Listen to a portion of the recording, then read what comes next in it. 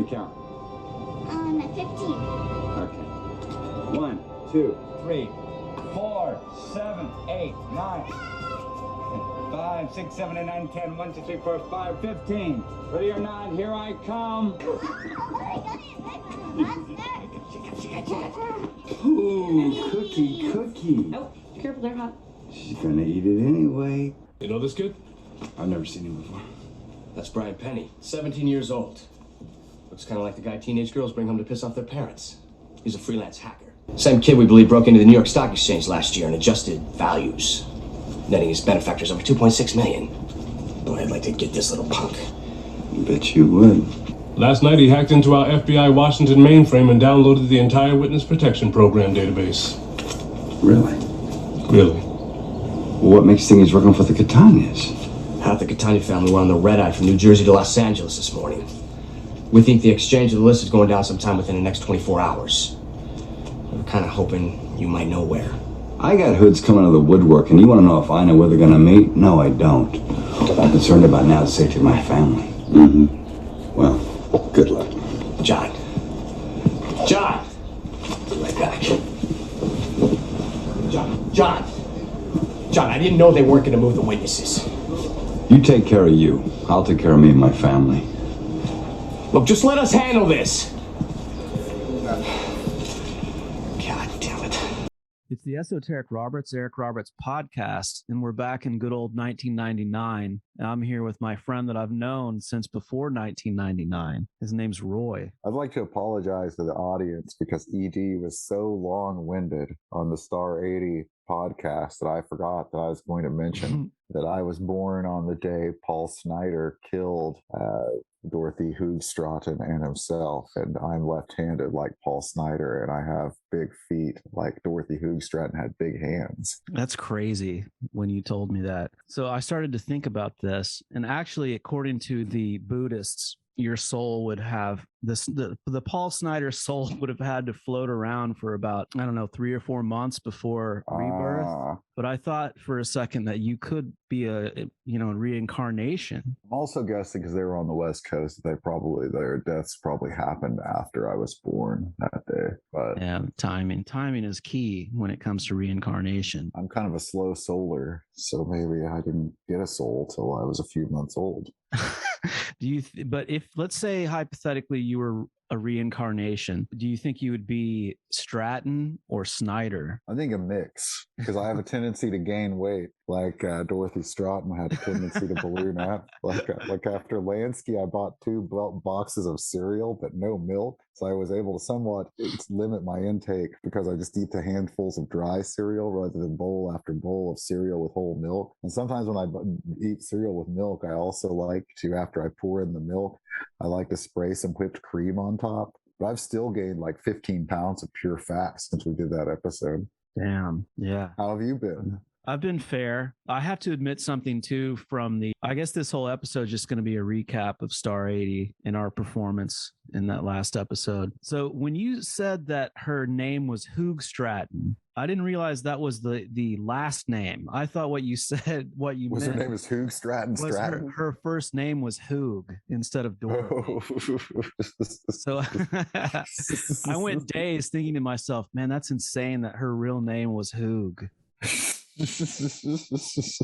And then somehow I think re-listening to the show, I realized what the hell you were talking about. So another thing that I wanted to bring up from the last episode is that we were trying to figure out how many times Eric Roberts has played a Jewish character and if we had ever done any movies with him playing a Jewish guy. And of course, Mickey Wolfman from Inherent Vice, true, Jewish character. So Roberts has played a Greek guy in, I think, 2 movies that we've done, Cuban, an Italian guy in multiple movies. In this one, he'll play an Italian guy posing as an Irishman. That's right. Yes. Hitman's Run, a movie that you said you had seen. Oh, I'd seen it twice. When? In the early days of Netflix having streaming movies. Like I watched this movie probably for the first time in like 2007 to 2009 range of years, maybe even 2010. And then I saw it again because I made a friend of mine watch it with me. Yeah, it's definitely a friend it's a movie you want to watch with a friend. Yeah, it's not really a watch alone kind of movie, which I did watch it alone for this. I did too. Well, I watched it with a good friend on Saturday night. The good friend is Johnny Walker. Seagram's VO, and I had a hell of a good time. And then I rewatched it again to take notes, and I did not have fun at all watching it. I found it to be very tedious. It's pretty tedious. It's kind of a weird one. I do wonder because I don't think I've ever seen it in a widescreen format. I think I've always seen it in a full frame. Like if it might be slightly less tedious in widescreen. Well, it feels like it was made for TV, or straight to video, but I'm not sure about that. Do you know? I have no idea. What I know is that Mark L. Lester, the director, he had a bad experience as a Hollywood director once, and then he just like went independent and has made a bunch of cut rate movies that seem like they're maybe released overseas somewhere, maybe direct to video, maybe direct to cable. Yeah, what started some of his biggest films? Commando is probably his biggest movie. Yeah. The movie that broke him is one of the classics. Probably the reason I said maybe this movie is less tedious in widescreen is Showdown in Little Tokyo is the movie that broke him. And I think, did we watch this movie together back in the day, Showdown in Little Tokyo? I don't think I've ever seen all of it. Okay, it's hilarious. And ubiquitous cable movie from the 90s. But it's on for the next week or so. It's on HBO and HBO Max online. And in modern HD with like the colors and everything and a widescreen, because the DVD of it, I'm pretty sure was full frame, not widescreen. Mm-hmm. And it's a really fun movie in a way. Like I got to give it a mild thumbs up now. It looks cool. It has a lot of energy. I would recommend for a wild WTF time with friends, the Class of 1999. Oh, not just that. I think, I went on a Mark Lester bender of movies of his I had not seen. And I watched Class of 1999, which was pretty fun. But the movie I loved was Class of 1984. Yeah, I watched a little bit of that without sound the other day. Oh, whoa. With some chubby Michael J. Fox in there. I think it was Michael J. Fox's first movie. Yeah, he's in there. I don't know if that's after the classic film, the Scavenger Hunt movie. What's the name with the Leon, the Game Master? Midnight Madness. That had Michael J. Fox and the guy from American Werewolf in London playing brothers. So it was like they were both wolfing out. Midnight Madness does predate Class of 1984, which came out in 1982. I really liked Class of 1984. What I saw of it was crazy. Pretty violent. Yeah, it's wild. It's the ultimate, grew up with my mother as a school person, an educator, and she would always come home and over dinner we'd hear about the kids who were big time troublemakers and dirtbags and how she couldn't get any support from their parents. And the parents always just want to take the side of the kid and how it's just this never ending pile of bullshit. And that movie's like all about that. It's like the teachers are just these put upon people by these awful kids. Probably only gotten worse. It's like a reverse Mr. Holland's Opus where a guy's like a music teacher at a school and instead of inspiring the students, well, he kind of does inspire this. It's like they try to like during the big school recital, they go to gang rape his wife. So instead of inspiring, they try and break his spirit. Yeah, they try to break him. Yeah, they kind of do.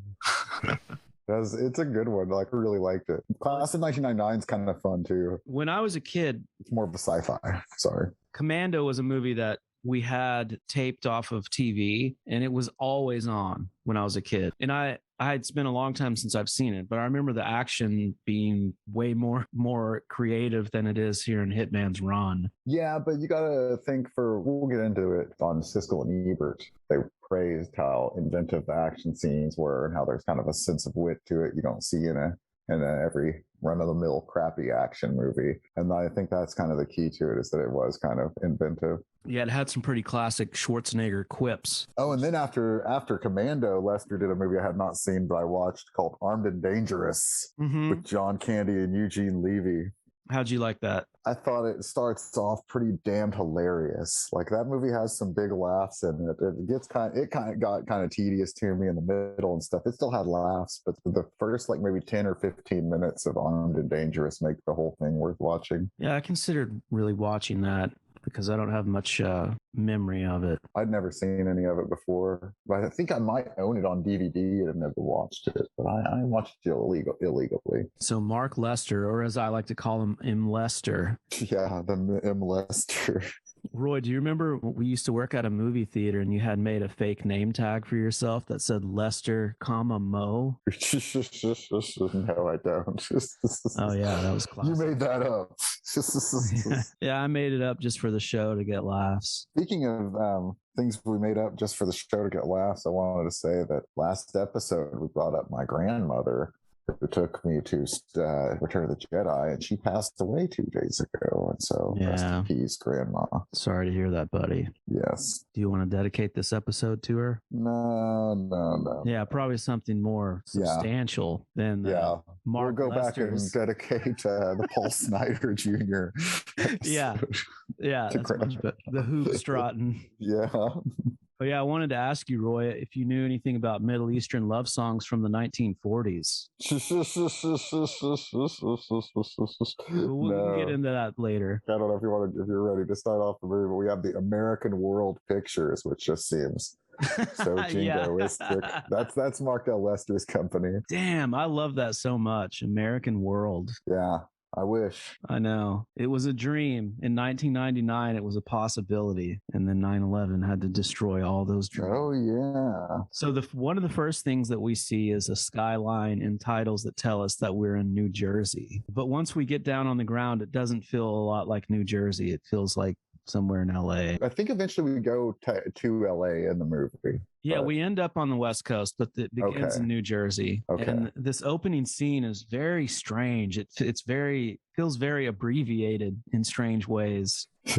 Like the movie just rips right into the plot. Yeah, it's pretty lean and mean. We see a Nebish, this guy Seymour, waiting at a secret urban rendezvous area, and he's got a briefcase in his hand. Seymour the Penny, played by Eric Popick, who looks like a guy named Popick. Yeah, do we know him from anywhere else? He has tons of credits. I'm not sure that I do. Yeah. Not that I remember. Also important to note, first build in this movie is Eric Roberts. Oh, yeah, he's the lead. He plays a hitman named Tony. And so Tony pulls up in a car. Tony Lazorca. Yeah, Tommy Lasorda. Yes. I kept thinking.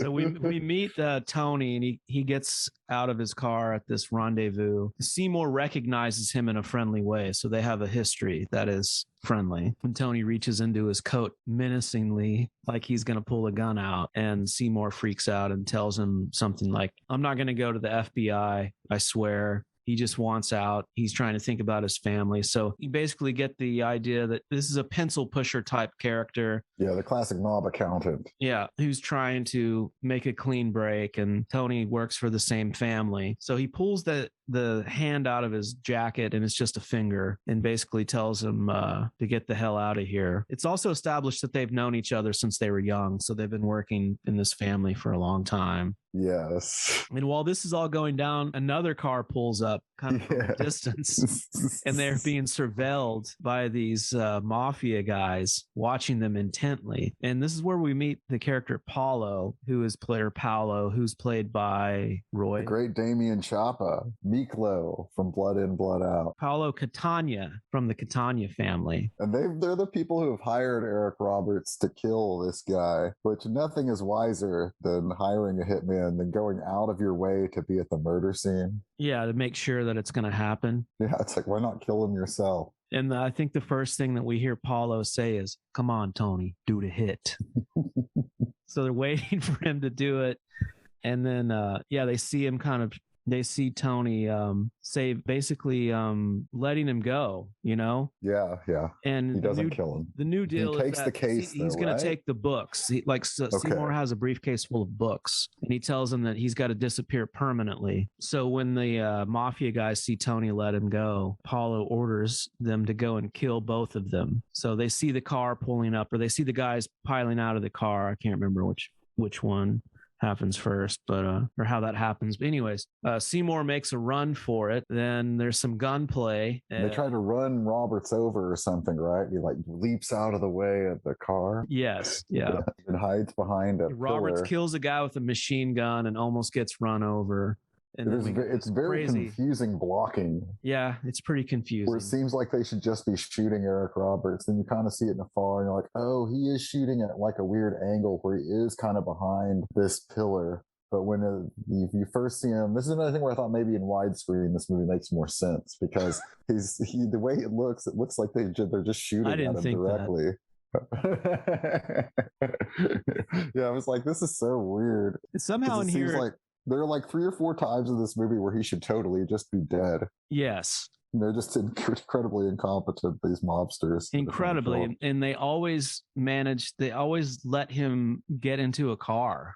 Yeah. This is how like all these scenes end, is always with Roberts like just barely escaping and always being able to get to a car, and then a long car chase ensues, which is what happens here. Yes. And they get in this car chase for a long time before they start shooting at him from the car. At some point, Damien Chapa was like, shoot him. And the guy started shooting at him. And I was like, I would have maybe started shooting at him a long time before this in this car chase. I kind of liked the car chase. Me too. So that's what I was going to say is like when you're like the action wasn't inventive. I was like, it wasn't inventive, but you could tell like they knew how to make action. I feel like Lester really put all of his energy into these car chases. Yeah, they are the strongest parts of the movie. Like some of the shootout stuff in different parts isn't too bad either. Like them trying to do stuff at the boat later and whatnot. I would disagree. Roy is gonna ask you about 1999. Just going down memory lane. What car were you driving in the year 1999? I was driving an old 1984 Oldsmobile 98. Yeah, there's some Oldsmobiles in this movie. I think 1999 would have been when I switched it up from the. I might have at some points in 1999 also been driving a 1980 Mercury Zephyr. Mm-hmm. Yeah, I remember the Zephyr. 2 doors and the blown engine. It was the turbo model. Do you remember your first wreck? First wreck I got in was not my fault. A woman, an old elderly lady, turned into her driveway from the left lane in front of me. And it was on my street, and I didn't have time to stop all the way before I hit her in the passenger door. She made the illegal left turn. And then we didn't call the police, which is when you learned that in Oklahoma, then you always needed to call the police or you were just boned, because she later claimed that I was speeding and came out like a bat out of hell and rammed her. And then the investigator came and looked at my tire treads from trying to stop and determined that I was not speeding based on them. And still, they just decided not to pay each other off. They decided that like she was 60% at fault and I was 40% at fault. But really, I was just minding my own business. First wreck I ever got into happened in 1999, and it was most definitely my fault. And it was a tree that I hit. Whoa. On a road. So you know the gravel road that leads up to my parents' house? Yes. Were you driving in the Jimmy? Yeah, I was driving a red GMC Jimmy, which is like a little mini SUV kind of Bronco looking thing. I guess they no longer make the Jimmy. No, I haven't seen the Jimmy in a long time. I was noticing in the movie True Romance when Christian Slater and Patricia Arquette have their first date after they bone in his apartment. They go outside, they like sit out under a billboard, and it's a big ad for a GMC Jimmy. And I was like, oh, that reminds me of Edie's Jimmy.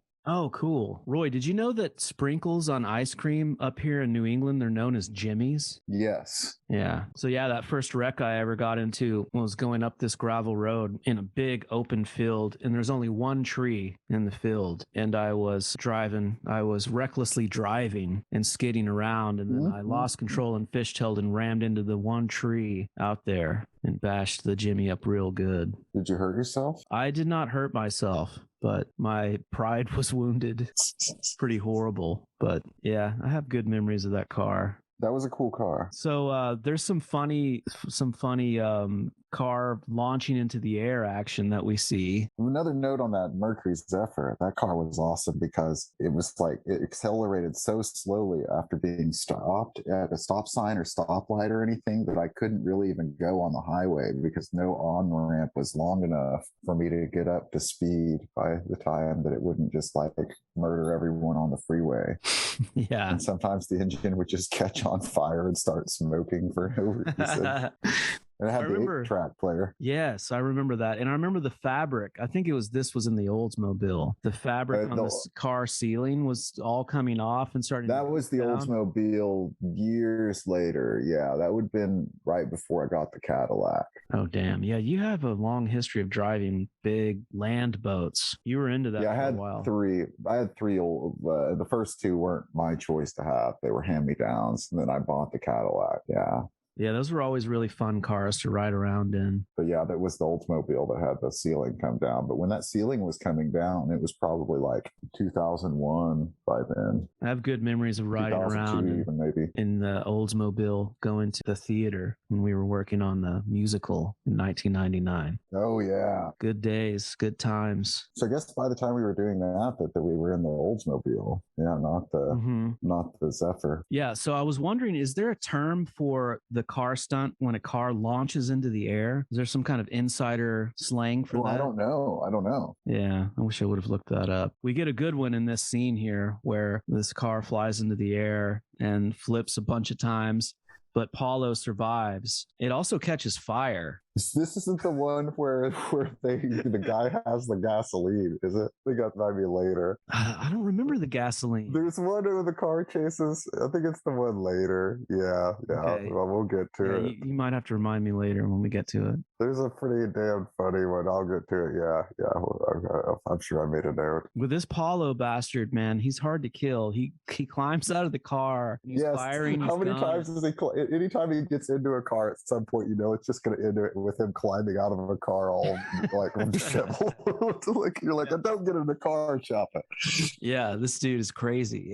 He fires at Tony's car and Tony drives off and escapes. He fires too many shots from his revolver too. A classic thing where I started counting. I was like, that's way more than 6. Mm-hmm. At least like 7 or 8. Yeah, this is. And then the title comes up all crazy, like flies onto the screen from the side, like it's running onto the screen. Yep. And looks really cheap. Yeah, the whole thing has like the budget of an episode of Walker, Texas Ranger. Yeah, maybe stretched out over an hour and a half. I never really watched Walker, so I'm just guessing. But you're a Walker man. A person that listens to the show, I guess I'd mentioned Walker before on the show because a person that listens to it brought it up to me. The Walker reference. But we get this great opening credit sequence, and we get this like montage of suburban comfort and a title that says 2 years later. And this is, I don't think we find out we're on the West Coast for a little while, but kind of starts to sink in. If you're familiar enough with the flora of the region, you can kind of figure it out, and the quality of the sunlight, etc. I only know the fauna. I'm just joshing you.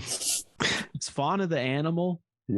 Yeah, that's right. The plants and the animals. So we see Eric Roberts with his shirt off here. So we get some more Roberts physique. Oh, yeah, which was making me none too happy with all my weight gain. Man, it's like, I don't remember what I was eating this time while this happened. I usually make a note of like when he's shirtless, what I was eating. Let's see. Saturday, I was eating some calzone. Ooh, wow! It's been a long time since I had calzone. Yeah, my girlfriend went away for the weekend. I had a bachelor weekend, and she left me some calzone to eat while I watched one of the best mob movies I've ever seen in my life, Hitman's Run.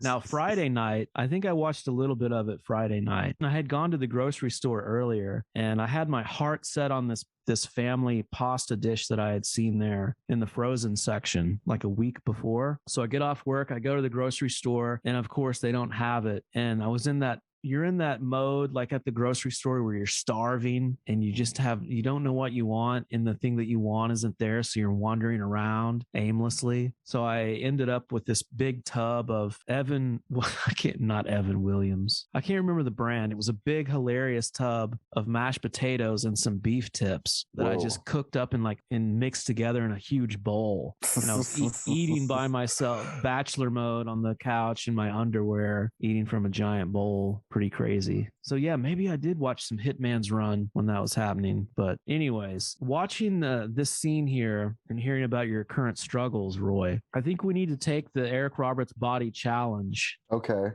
And really just push ourselves to get into our best physical shape. That's a good idea. Yeah, I'm gonna take inspiration from this scene where He looks great in this movie. He's got long hair. We didn't mention that he's long-haired in this movie. he's got the long feathered hair, which I'm kind of sporting a slightly shorter version of that right now. I am not. Like I couldn't do the weird ponytail that he puts it into a little bit later in the movie, but I definitely have a similar feathered kind of middle part going on. But I think this might be the only time we see him with his shirt off in this one. Maybe. And it's it really stands out. He's watering the lawn with the hose. And there's a young girl who's kind of running around on the yard, and he playfully like turns the hose on her and sprays her. And then we see her pushing her in a swing, pushing her on a bike. And all of this bicycle. stuff with him with this little girl is so reminiscent of the stuff of Arnold Schwarzenegger with Alyssa Milano in the beginning of Commando. Oh, absolutely. Yeah, it really took me. But it's like that's one of the funniest things in Commando, how cheesy all this stuff is with them like feeding her an ice cream cone, feed a deer. Speaking of fauna, but then in this movie, yeah, it's like Roberts pushes the girl on a bike with training wheels and all this stuff. Well, how about Best of the Best when he's pushing? Doesn't he push Mary Lou Retton on his son Mary Lou Retton on a bicycle? That's There's some kind of bicycle scene, I think. When he rides the kid later gets hit by a bike. Oh yeah, gets hit on his bike. I mean, yeah. You're right.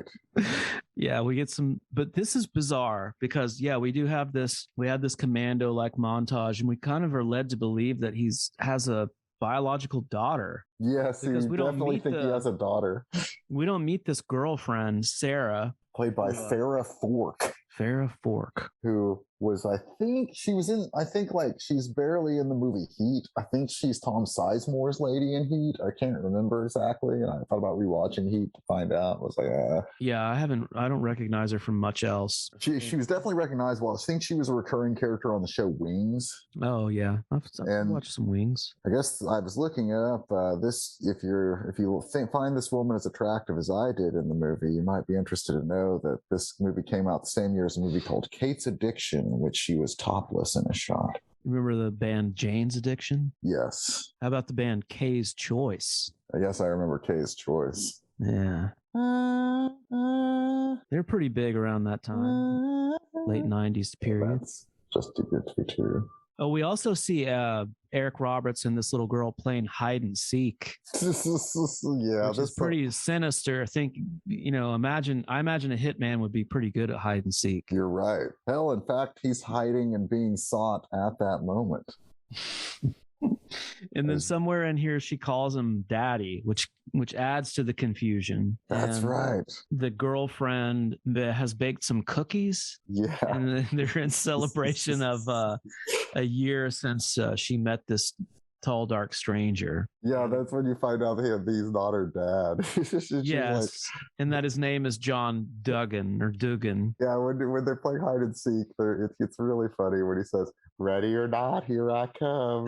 It's really crazy. And then when they run in, and she talks about having the cookies baked, he's like, "Oh, cookie." He says it all crazy too. Yeah, he has some hilarious domestic bliss stuff here. There's a part so right after this, the girlfriend asks him to go and mail off some mail, and he's looking at what she has, and in a real effeminate voice, he's like, "Oh, Victoria's Secret."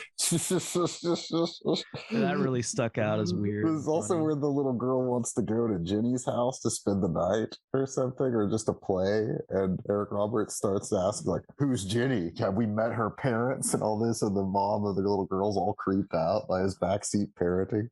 Yeah. He's real paranoid about stuff. Yeah, which you understand. Yeah, you understand as it goes on, or maybe already, but she doesn't. She's just like, this guy's deal. So we see him go out to the mailbox with this mail, like I had mentioned, where he sees a van pull up on the side of the road. Which also reminded me of Commando. That van, right? Yeah, I think it's maybe a trash truck they pull up in Commando, or maybe multiple vehicles. But at any rate, it's definitely a suburban or something, setting. This isn't as nice of a home as Schwarzenegger has in Commando, but it's definitely a suburban street that's really innocuous. And some people pull up and all of a sudden just have machine guns and shit. Yeah, the two suited men with machine guns step out, and the music shifts to ultra dramatic and scary, suspenseful music. And then he just flies into a guy from behind, tackles him. One of my favorite parts leaps of the onto movie. a guy's back and knocks him down. And he leaps from out of frame, so it just seems like he can fly. He strangles the other guy with his own rope that he was trying to strangle Roberts with. Disarms one of them and takes the gun and jams it into his mouth and blows his brains out against the side of that van. And then we get a hilariously dramatic flash to explain to us that this was all in his head. Yes, yeah. Daydream. It turns out they really just were van guys. And they were only child molesters. The girlfriend Sarah tells him, oh, good, the cable guys are here, or something like that. And then she says that his buddy from high school, Tom, called. So then we see Roberts goes to an FBI office to meet with Roy. C. Thomas Heidecker. There you go. Yeah. Didn't you think did C. Thomas Howell here remind you of Tim Heidecker? Some of just the mob guys reminded me of Heidecker. Like basically, yeah, any guys in a suit in this movie kind of had a Heideckerness to them. Yeah, like so it's funny that you say that because I did think of Heidecker, but not in relation to C. Thomas Howell. I definitely did. I was like, this seems like a part Tim Heidecker would play in a spoof of this movie. Like, and the guy even has C. Thomas Howell has a weird voice in this. Yeah, it almost feels like he's dubbed, right? Yeah, but he's not. He just like I think a lot of this movie might have been ADR'd or looped. Like, there's a lot of weird dialoguiness, but I think it's him, his voice. But it's weird. He's like, man, he has a very like. If you're gonna fake his voice with something, you wouldn't pick that. Yeah, it's pretty crazy. It's pretty crazy. That's really. He doesn't sound like no pony boy to me in this movie. No, we're in. C. Thomas Howell's the star of your all-time favorite movie, Soul Man. I love that movie, Roy. I'm glad you brought it up. Yeah, where he plays a privileged kid who can't get into Harvard, so he wears blackface for the entire film to get affirmative action. Yeah, it was basically a remake of Tootsie in one way or another, but with blackface. Did you know C. Thomas Howell was originally going to play Scott in Teen Wolf? Oh, wow. Yeah, which would have been perfect because the poster would have said C. Thomas Howell. Yeah, also he was in a movie I like is that I couldn't find very easily now is the direct-to-video film from 2004 of The Hillside Strangler starring he and Nicky Turturro, which I think is kind of a classic B-movie, bad movie that's entertaining kind of thing that I couldn't find it. I was looking for it. He had a pretty good run in the 80s. He was in Red Dawn. He was in The Hitcher. I watched Revenge of the Musketeers with him instead, which was a third film made by Richard Lester. So he worked with Mark L. Lester and Richard Lester. Big fan of the Lesters. Yes. C. Thomas and Lester. How would you evaluate C. Thomas Howell as an actor? Oh no, he was handsome. He really was a pretty kid, and then he made a lot of flops. I guess he kind of went into the disappearism. Like he's really like this movie has three people like that. He really is like Eric Roberts or Damien Chapa, and Eric Roberts is more successful than them, and then Damien Chapa's on the bottom. The three pimp pyramid again of guys who like had a real breakout kind of opportunity and then just slowly like through flops and perhaps weird living went to direct to video. Yeah, I could have swore C. Thomas Howell was the last Starfighter. No, that is, oh gosh, what is that guy? Suddenly I can't think of his name. Usually I've known it recently because he was one of the main people on the TV show Luck, and then he was the villain in season 1 of my favorite show Bosch. Shit. What is that's not the Last Starfighter guy. That's the Iron Eagle guy. Never mind. Who is the guy in Last Starfighter? Lance Guest? Is that Christopher Guest's dad? We know Christopher Guest had the brother Bob Guest. Maybe it was Lance Guest. I don't know. The picture of him is a picture of a grown-up guy that looks really crazy. But it was at Lance any Guest. rate, it is not. He did grow up to look quite crazy. I'm looking at a modern picture of C. Thomas Howell. He looks fairly good. He has a bit of a Luke Perry look to him. I'm not quite ready to take the C. Thomas Howell body challenge, but he looks okay. Yeah, C. Thomas Howell, Yeah, he would do a lot of direct-to-video, kind of end up in a lot of maybe softcore kind of stuff. I wonder if he ever did a movie with Margot Hemingway. Not willing to look into it. I wonder if he has done any further films with Eric Roberts. Well, Eric Roberts did do Quite another movie with possible. Mark Lester. Which one is that? It's from 2010, I think. Let me see. I made a note of it because when I watched all these Mark Lester movies, Whoa. and I was like, eventually I was clicked on one. I was like, holy shit. Yeah, we might have to take the Lester pill and watch that one next. That was called Groupie from 2010. Do we know if Roberts is a star or just a minor part? I'm not sure. I watched a movie by Mark L. Lester from like 2003 or so called White Rush, and it's co-starred Judd Nelson, but it also had Louis Mandylor, the prison warden from Nightwalk, in it. And it also had an actor that I didn't even know was an actor, King of Hollywood, Taylor Sheridan. Did you know he was an actor? Taylor Sheridan? Yeah, the guy who makes Yellowstone and Sicario and Wind River, and what's the one every old man likes, that movie with Jeff Bridges and when you say Ben make, Foster. he wrote these things? He wrote all these movies. I'm familiar with the name, but I didn't realize. He's one of Hollywood. My dad thought he was a lady because of his name, Taylor Sheridan. Yeah. But apparently he was a handsome actor. What happened? I guess he just found his talent as a writer. Yeah, it looks like he never really had any kind of big breakout as an actor. He got several roles, but never, like I said, I didn't even know he was an actor. I tell you, people tell me to watch that Yellowstone show almost on a daily basis. My parents love it. My parents love it as well, as does my brother, as does multiple other people. And I have a bit of a contrarian streak, Roy. When multiple people tell me to watch something, it really makes me not want to watch it. I don't know if you have that. Yeah, I do. I mistrust every TV show. I just don't trust TV shows. It really takes me like you'd have to tell me to watch a TV show like 50,000 times for me to watch it. Yeah. I've been watching a crazy show called Goliath. Roy, I've been trying to get you to watch Queer as Folk for 15 years now. One of these days you will oblige me, sir. When I get to the end of the L word. Yeah, you got to watch the L word first. Sorry, what were you saying? You're probably familiar with the show Goliath, Billy Bob Thornton. Yeah, I haven't seen it, but yes, I know about it. There's one episode that is in season 2, one of the villains is David Cross, and he's really funny on it. But then on top of that, there's one episode where like Billy Bob Thornton wakes up and he's being held hostage in Mexico in some house, and I guess these criminals are going to murder him and a hooker and make it seem like he was doing something untoward there when he died, I guess. And the criminals are like Stephen Bauer, John Savage, and Paul Ben Victor, and some lady playing a lady. But then the hooker is the lady that did the voice of Amy Wong on Futurama. Mm-hmm. And she is so great on this show. Like, oh my God, she's like my new favorite actor. Is she an Asian actress? Yeah, she's like Asian. She has kind of an Asian-y, Latino-y vibe. I don't know what her name is.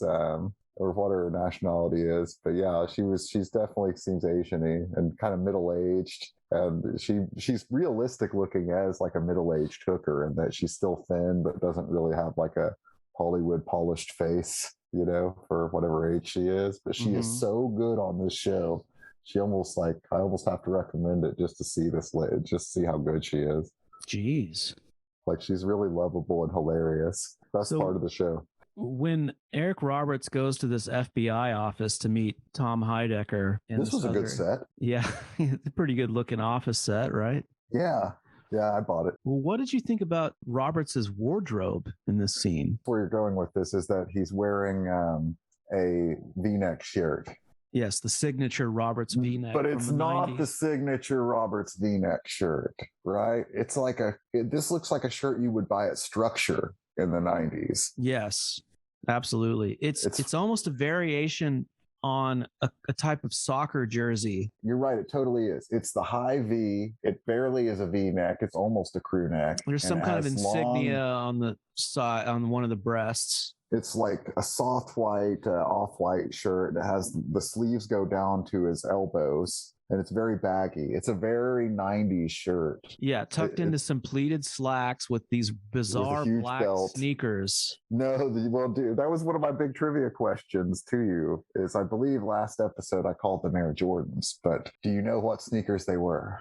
No, I knew that They you would be were able to in- identify them. They were indeed Air Jordans. Fucking weirdo. I hard target searched and finally found shoes where they exactly matched. They were 1997 Air Jordans, the He Got Game model. Yeah, they do look like He Got Game shoes for sure. Yeah, like I was looking because I first looked at 1998 because I was like, oh, that's a 1999 movie. Probably maybe the shoes are from 1998, but they're really from 1997. It took me a minute to find them. 99 was really peak high V-neck. Yeah, I'm a big fan of the lower V. Like I like his normal V-neck shirts way better that show off his physique. This one really doesn't show off his physique, right? Yeah, you want that man cleavage that you get from a deeper V-neck. Yes. You want to see that like, tan chest. If you're gonna have a V-neck, you might as well have a shirt that's not choking you to death. Yeah, what's the point otherwise? It's almost better to have a round neck hole. But that kind of shirt he's wearing was very popular around this time period. Yes, you could go into Old Navy in 1999 and they had probably like 20 different versions of that. As was wearing basketball shoes everywhere with all kinds like of different slacks and outfits. shit like that. Yeah. And so for the rest of this movie, this is one of the things, like if you go on Amazon, because it's hard to find reviews of this film, but you can find customer reviews of buying the DVD on Amazon. They all hate it. And they, like almost everyone mentions the ridiculous sneakers, and they do distract for the rest of this movie. And he wears them for the rest of the film. On his feet yes. too. They're not tasteful at all. He doesn't have them in the beginning. In the beginning, he's wearing, like, when he's actually a mobster, he has, like, I don't know, loafers or something, whatever. Dress shoes. He has, like, tuxedo shoes. Suit shoes. Yeah, but not, I guess these are the John Dugan experience shoes. John Dugan wears Jordans. So there's some mumbling dialogue here that I couldn't make out too well, but it's basically Thomas Howell explaining something about one of the crime Catania family guys getting out on bail, and mention of Tony testifying. His voice is so funny when he does all this. You're right. It's hard to make out because he's just like, dude, he does. He sounds like a droid. Yes. So then we meet this We're gonna have to find FBI some kind of sound clip of him. Yeah. So then Roberts meets this FBI director who brings up a dossier on this 17-year-old freelance hacker name of Brian Penny. Yes, and we know that the Seymour's name was Seymour the Penny, the accountant. Yeah, so we make a connection there. They mention that this kid's a genius and that they found him because he had altered his rap sheet. They looked up his rap sheet, remember, and he had hacked and he had put in this big like "fuck you" thing on there and like a graphic of a cartoon guy, which you could really you couldn't do that unless you were the world's greatest hacker. Unless you were the world's greatest animator and you could somehow superimpose pictures of cartoon bears on your rap sheet. When they show when they show him the picture, or they show Roberts the picture of Brian Penny, they say it's like he looks like the kind of guy your daughter brings home to piss off the dad. And I was thinking the guy that tells him that looks a lot more like that. Because he's black. So we learned that this kid has hacked into the mainframe and downloaded the entire witness protection program database. So they think that he's working for a crime family because half of the Catanias took a flight to they all jumped on a red eye to the West Coast as soon as this went missing. You remember that? Oh, yeah. So the reason they call Roberts in there is they ask if he might know where they would be doing the exchange of the date of the witness protection list. And so instantly Roberts gets hyped up because now he's afraid that they're going to find him and find his girlfriend and her daughter and stuff. That black actor, he didn't look much like he liked being in the movie. Do you think it's because he had to work with Soul Man, C. Thomas Howell? I did detect some resentment. Yeah, me too. Like he didn't look like he was this Soul Man guy. Fuck. Yeah, motherfucker. Dude. Yeah, there was some bitterness to him for sure. And so Roberts, what happens here? Roberts is like, basically he's going to take matters into his own hands because he wants them to, he asks them if they have plans on moving them. Oh yeah, something about moving witnesses. That's right. And the FBI director is like, we're not going to that's not a concern right now because basically if we can intercept it before it gets out, it's not a problem. So this is where Roberts kind of stands up and storms out because he's got to go go get that list, Roy. Roberts does go for like a New Jersey voice in this or something, right? He is doing kind of a voice in this movie. He has a few of the Southern boy slips here and there, but that happens in every Roberts movie, as I've kind of come to find out. True, it does. And that's, you know, accents are hard to maintain if you're in tons of scenes. They're starting and stopping. It's not like in a play where you can just get going and rattle through everything and you're done in a couple hours. Another thing that was weirding me out was obviously C. Thomas Howell knows that Roberts' real name is Tony, but he calls him John. Yeah.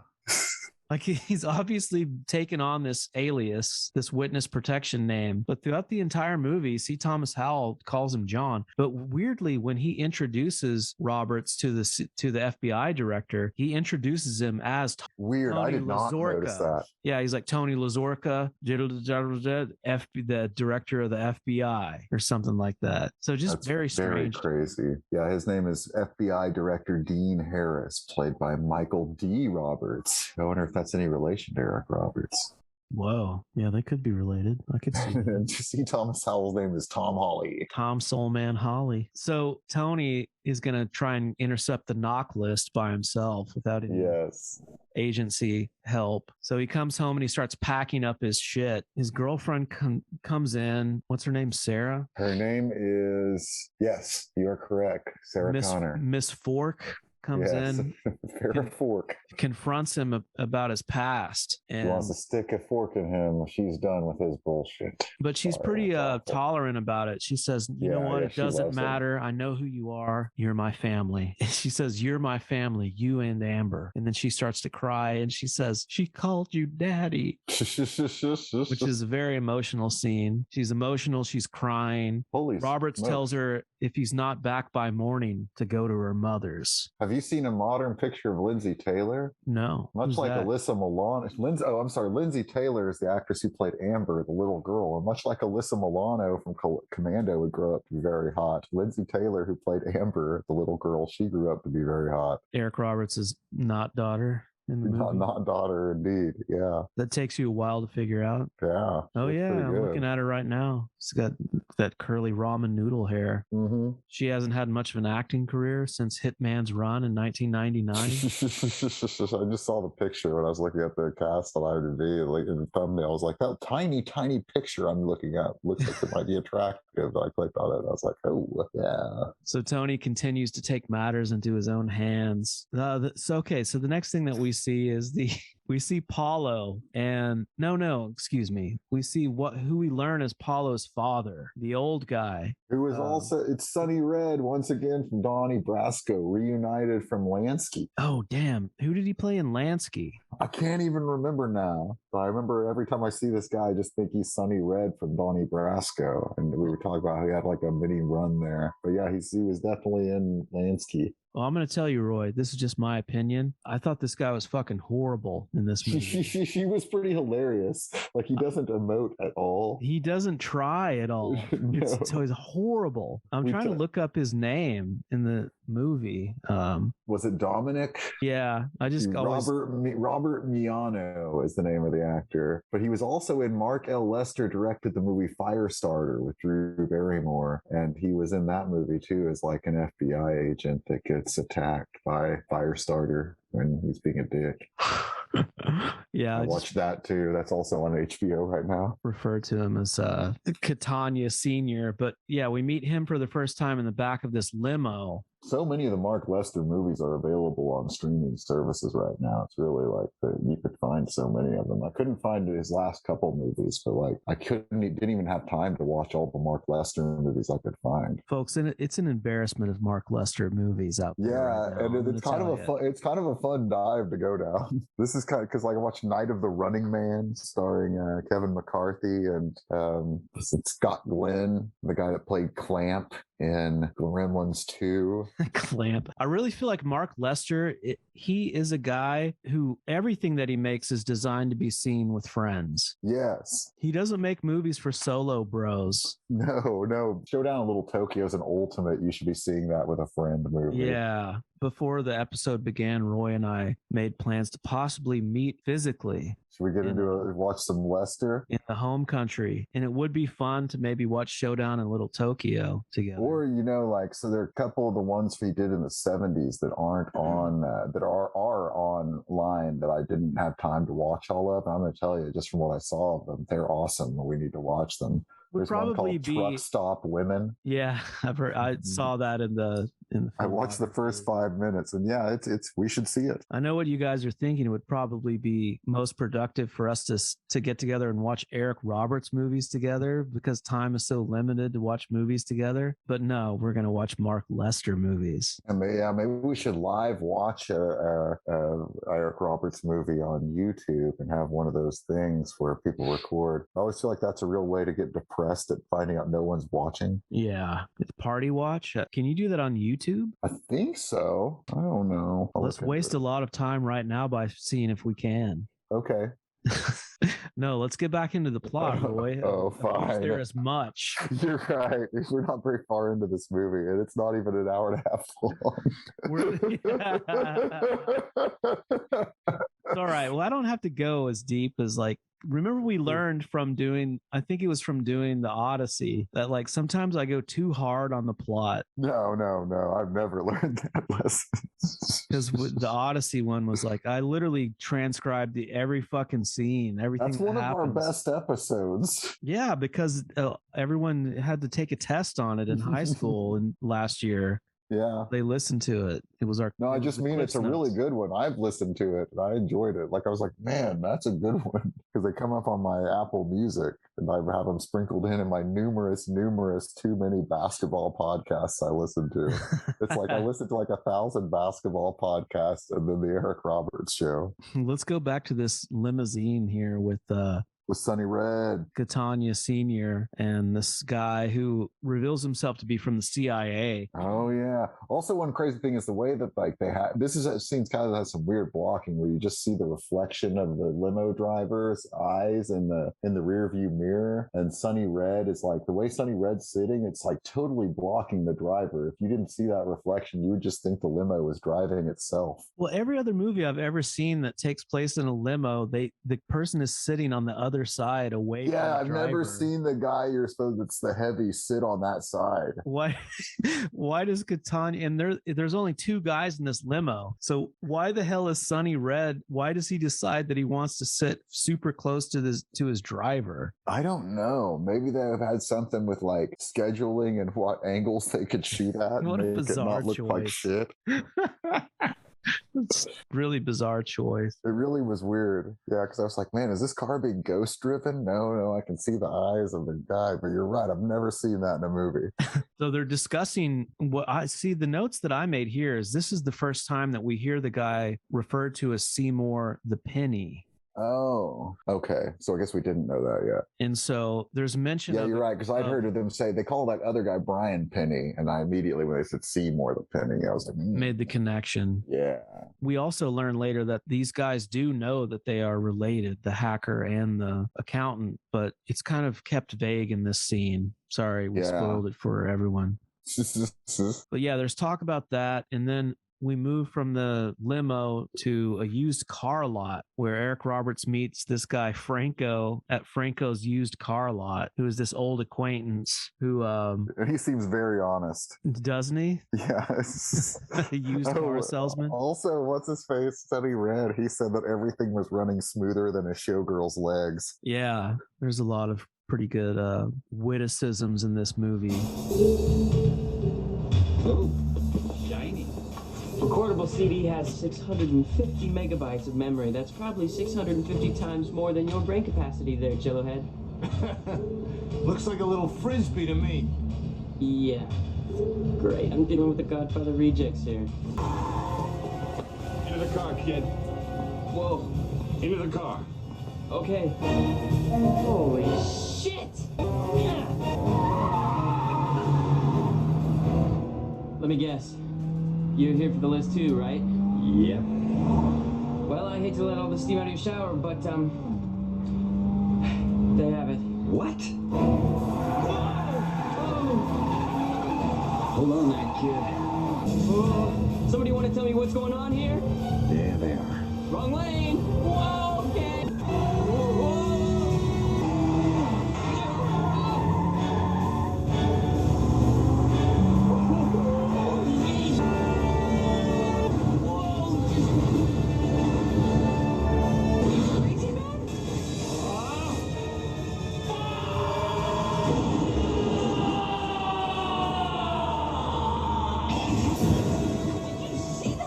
It's funny you asked about the cars because I actually made the note about when I bought the Cadillac. I bought it at a used car lot, and the owner was a guy that looked like Jer Burns, who was named Van Zant. It's like that doesn't seem trustworthy at all. But that guy, he ended up being super trustworthy. He was cool as hell. It turned out great. So looks can be deceiving. But this used car guy, he looks none too honest either. Yeah, I've never met too many Van Zants who I could trust. No, thing of heat. Eric Roberts draws a gun on this guy and demands to know where that rendezvous that's been mentioned is going to take place. And the guy spills his guts like a little bitch. Yeah, he sure does. And so John Dugan, John Larka, what's his name? Tony Lazarka? Yes, Lazorka. Yeah. Tony Dugan goes and he takes a sniper rifle in a little Pelican case. Yes. This conspicuous as hell looking public park. Yeah, it looks like they're at like Echo Park or something. I couldn't. I was going to ask you if you were familiar with that area. So much of this movie like feels like, unlike some LA movies, everything in this movie feels like it's probably not there anymore in a weird way. It's all kind of transitory faces and stuff, and I'm not good enough at spotting things. I'm not good at this, and I really like it. Kind of looked like Echo Park to me, but also reminded me of downtown. Then I was like, yeah, it could be anywhere. This movie is a good study in liminal spaces. Yeah, a lot of abandoned, weird. Just weirdness. And even this space, which feels like a public park, is very strange. And yeah, like the way when that they meet it's under that blocked. bridge, under that overpass in the beginning, you're like, wow, they really found a place where nobody drives by ever. And here they're in like a park and nobody's in the park that day. No, it's hilarious. And they're like right on the water and they just look so conspicuous and hilarious. Yeah. And the knock list is on a CD and the one guy's like, it looks like a Frisbee to me. And it's like 1999. Yeah. The guy had never seen a CD before. Yeah. That was insane. Yeah. And so, but right before this, Paulo is on the phone with his dad, which kind of connects us with that limo scene, I think. I don't remember if it does or not, but he's explaining that he's going to get the list and then he's going to kill Tony. He's going to kill Seymour and the son. Yeah. After the son sees his dad. And Seymour's is not just known as Seymour the Penny. He's known as alias Seymour Siegel. That's right. So they're waiting for this hacker to show up, and then he does, and here comes Brian Penny, played by... his name is Esteban Powell. And I watched nothing with Esteban Powell in it. Are you familiar with his filmography? I looked at it. He's in Dazed and Confused and Powder. I never saw Powder, but I have seen Dazed and Confused many times. I'm guessing he's one of Wiley Wiggins' friends or something in it. I don't know. Yes, he is. And if you got a David Spade... you know what's crazy? Now that I say, is he one of Wiley Wiggins' friends? I can totally picture him in Dazed and Confused. Yeah, so do you remember the scene in Dazed and Confused when the junior high kids are leaving, Wiley Wiggins and his buddies are leaving the junior high dance? Yes. And the chaperones are like, hey, if you leave, you can't come back. And the smart ass, like David Spade looking blonde kid is like, oh, you hear that? If we leave, we can't come back. Yes, that's him. That's our friend Esteban Powell. You're right. Who's looking just like Sugar Ray in this movie. Yeah, he's got a V-neck golf sweater. He's got a sweater vest. Sweater vest with no shirt underneath. Yeah, so he looks like Mark McGrath. Which is probably the best way not to look like a goof in a sweater vest. I don't know if you agree with that. I mean, if I was going to wear a sweater vest, I'd probably just wear it like that with no shirt underneath. Because I'm a Goomba.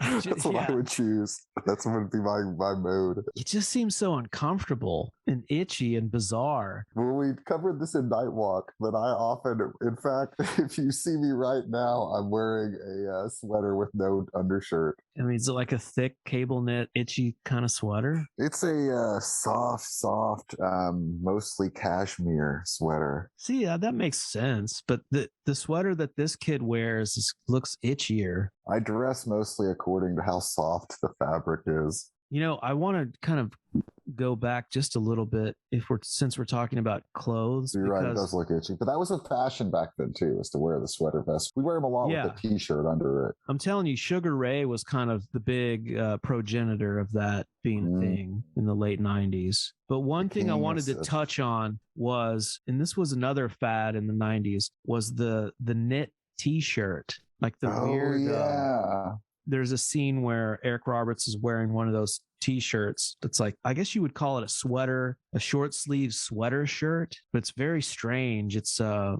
those were big in the 90s. You remember those, Roy? Yes. Yeah, you're right. It was very crazy. Yeah, very crazy. A lot of bad fashions in the 90s. A lot of bad music, a lot of bad fashions, a lot of good movies. Yeah, this kid is like, he just looks like peak 99. He's got the sideburns. He's got the spiky Tyler Durden hair. He's wearing cargo pants and kind of big clunky boots. So like, I mean, he really is dated when you see him. Yeah, and everything, like all of what's his face, Roberts' clothes, his dress shirts and his slacks are all really baggy. Yeah, which was the bagginess was the real 90s thing before we went into slim fitting shit. Huge He Got Game sneakers. With the exception of the sneakers, though, Roberts looks pretty good in those suits, those shirts and the slacks. They really do suit his super buff physique. Yeah, he looks like a cool hitman. He does look like a cool hitman. So as the except for the sneakers. As the Brian kid rolls up on a skateboard, we start to see through the scope POV as Roberts is watching them through the assault rifle from a distance. Where anyone could see him in the super populous Los Angeles. Yeah, he is not hidden at all. It's like he's like behind one tree and the kid on a hill.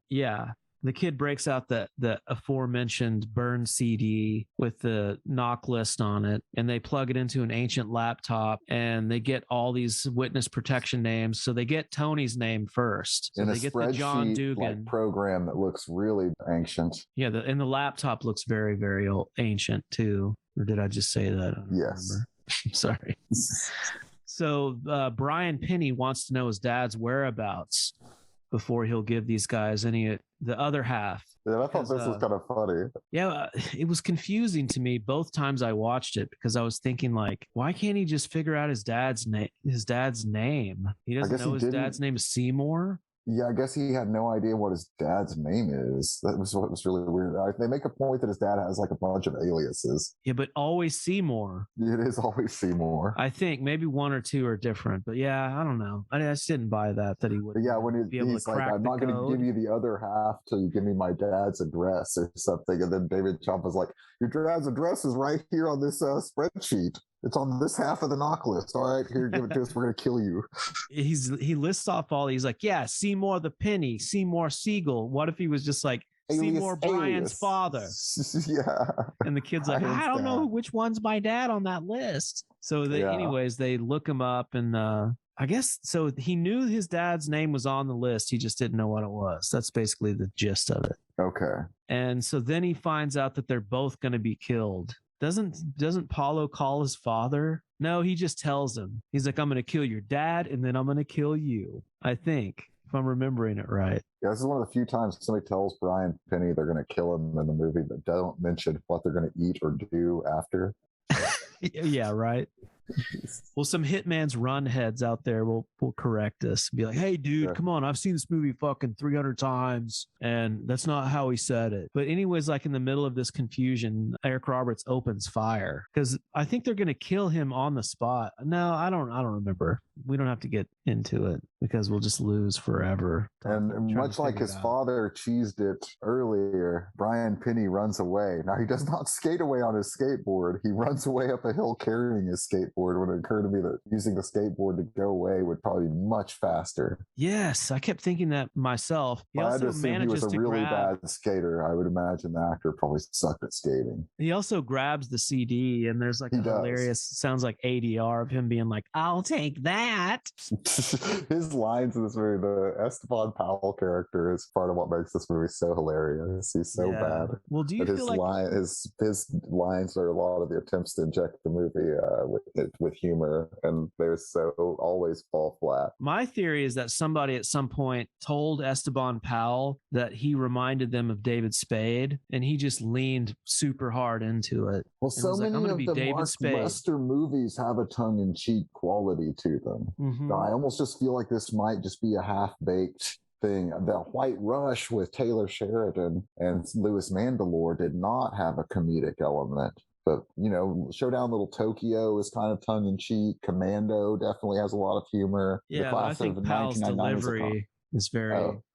it's trying to be like David Spade. I think so. Yeah, I think so. I think it's very much a 90s-y, wisecracking, fast-talking, cool kid. Yeah, he's trying so hard to be cool and funny. It's terrible. Wisecracking cool kid. Yeah. He does jump on his skateboard for just a little bit. But do we really see But him? the car using catches it? up to him. No. And It seems like they might have faked it. Yeah, the only time we ever see him use it is really in the opening when we first see him and he coasts in. Yeah. So it's almost like they pushed him from off When he's screen. or like we're pulling him or had him on, some kind of or he's Fishing on a line? thing on the side of the car. Yeah. Like it's like when he's alongside the car, I am not convinced at all that he's actually skating on that skateboard. Good call, Roy. Yeah, probably not. Hey, that could be hard to choreograph anyway. I don't see anything that says pro skater on Esteban Powell's IMDb resume. Let's find stuntman. But then again, those Hitman runs heads out there might correct us. Dude, Esteban Powell won the X Games in 2005. You didn't know that? You didn't do the plot keywords for this one. Did you see any good ones? I didn't look. I just thought I didn't do it because I didn't see any that really kind of. Okay. Yeah. Yeah. We've had some weak ones lately for this after having some of the great ones. Yeah, I had. You know what I had considered doing fake keywords. I'm serious. Yeah. Keyword looks like Mark McGrath. Keyword. You could probably put any of them on the real IMDb. Yeah, we should go. Real. Let's go in there and put keyword high V-neck. And just weird sartorial keyword. Tweaking our nipples like Max Perlich in Gummo. Yeah, keyword nipple tweaking. No, we should. I think here's what we should do, Roy. We have to go into every EsotEric Roberts movie that we've reviewed and just do like weird fake ones. But they should all be related to his wardrobe, just to be very weird. Like, who's doing that? There is a point in this movie where we see that they are Jordans, actually. I forgot. You do actually see the Jordan logo like in one shot of the movie at some point. Sorry. Yes. Well, for the listeners out there, this was another Roberts movie that we watched on YouTube, but the quality was much pretty good. better than Lansky. It's in full frame, which sucks, but it is in good quality. Yeah. Yeah. It's just funny to me to think that, okay, these are two movies that came out in 99. And one of them looks like pure shit and is probably like way classier. It looks like pure shit. Yeah, that is funny. Yeah, it looks like it's being projected through cheesecloth or something.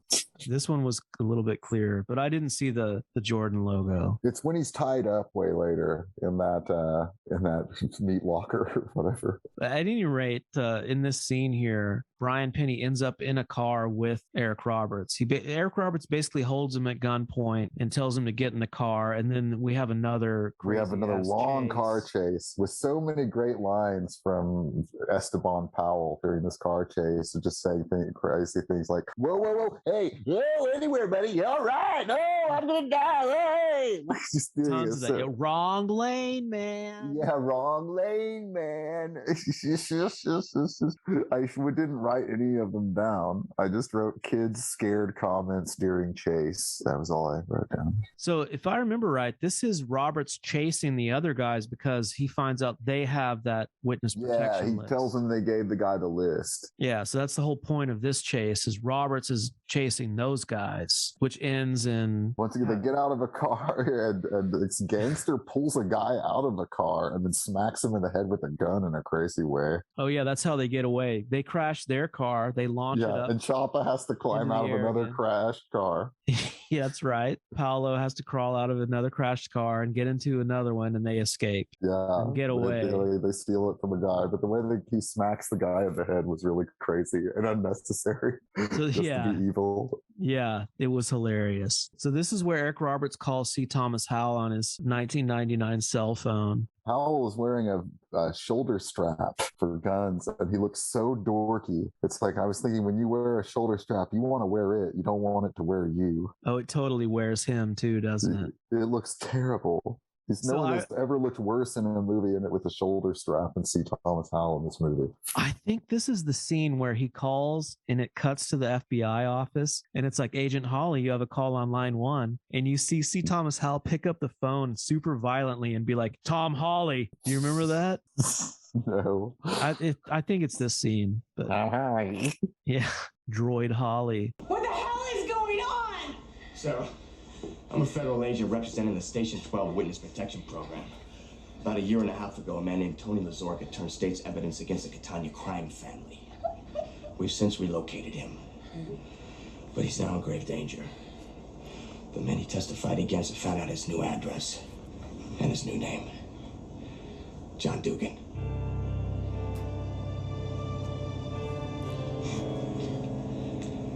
What did he do? He was a hitman. Sarah, John isn't Tony anymore. Okay, I'm not even supposed to be here right now, but I believe in this man. Now, he's risking his life to save yours. Please don't bail out on it now. Take your daughter and go get your things. I gotta get you out of here right away. Sarah, now. I hate to sound like my high school guidance counselor, but I don't like your attitude. You want information? Screw you. You don't trust me, kid? Trust you? I don't trust anybody. Is that right? Yeah, that's right. You want to know why? Because people tell me that God is dead and Elvis is alive, so I trust no one, especially you, dickhead. You don't miss your mama about now? You're not gonna catch me crying for that bitch. Now, where's the list? And what they pay you for it? I didn't make a fucking dime, man. It was a trade, the list for my old man's whereabouts. What the fuck are you doing? I got no interest in being a butt buddy in prison, okay? Yeah, okay. So we have this phone conversation about Roberts needing his girlfriend, and his girlfriend's daughter moved because he knows that the mob's going to know his whereabouts now. He's told to not go after them and go after that list, but of course he's going to do it. So he kind of defies C. Thomas Howell's request here. This is where like he and Esteban Powell say something, and he tells Esteban Powell, he's like, how do you know I won't just kill you and crack open a cold beer and call it a day? Yeah, Esteban Powell grabs his phone out of his hand. Oh, yeah. And this is where what happens here. He finds out, Esteban Powell explains to him that we're getting a little bit ahead of ourselves here. Let me refer to my notes. My bad. It's okay. C. Thomas Howell. C. Thomas Howell is with the girlfriend, Farrah Fork, and her daughter. And he tells Farrah Fork that Eric Roberts was a former hitman right in front of the little girl. That was weird. So she could know that her mom's boyfriend was a hitman, and later on be like, Mommy, what's a hitman? After kicking the door in. Yeah, like, you're right. Super violently. Kick the door in. With the like SWAT team of guys with guns and shit. I think the top comment on YouTube is someone complaining about that, being like, why do they kick the door in? They kick the door in, and C. Thomas Howell calls out the lady's name. He goes in with his gun drawn and he goes, Sarah? And she turns the corner and she goes, Tom? And he looks at her and he goes, yeah, I'm not just a high school friend. John Dugan is actually a hitman. Yeah, so he basically spills all of that to her, which cracked me up. So many questions raised. Like, how did his character manage to date this person? Yeah, how they meet.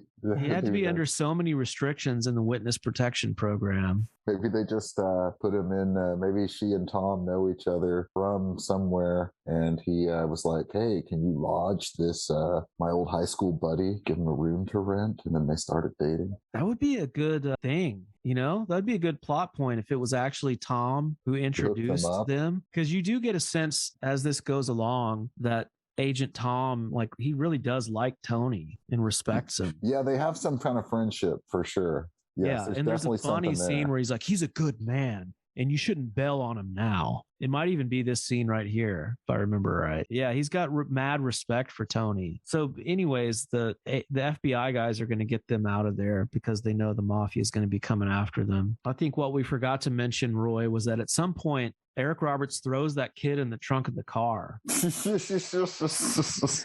Remember? This might be before the car chase. I do remember. It can't be before because he's in the car during the car chase talking, saying all that stuff. I think it's after the car chase when the mafia guys get away. Yeah, it's when they beat the guy, when he hits the guy in the head. Then that's when Roberts puts him in the trunk. And he yanks him out of the car and he starts slapping the kid around. This is the crazy Esteban Powell line here where he says, people tell me God is dead and Elvis is alive, so I trust no one. Yeah.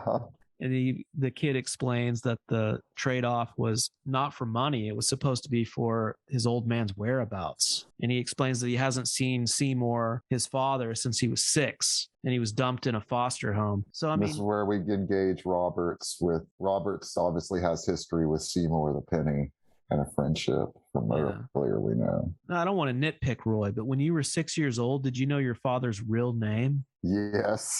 Pretty weird, but whatever. This is Hitman's run. Not a genius with Esteban Powell. Esteban Powell also explains that there is a third party. This is an important plot point. There was this third party, and he really goes out of his way to explain, not Italian guys, told him that they would give him his dad's whereabouts if he would hack the FBI and get that knock list. So he explains that they get him security access at the building and all this stuff. It's kind of explained very fast without much detail, but you almost get the feeling like they get him inside that FBI building to hack it, but he doesn't really explain it too well. And it's here that Tony finds out that the mafia guys know like what his alias is, and they know that he knows that they're going to go after his girlfriend, their house. They're going to find out where he lives. So Tony calls C. Thomas Howell again. He calls him a lot in this movie, and he tells him that he has Brian, the hacker, with him, and he brings up this third party situation. And yeah, this is when the kid takes Eric Roberts' cell phone, and the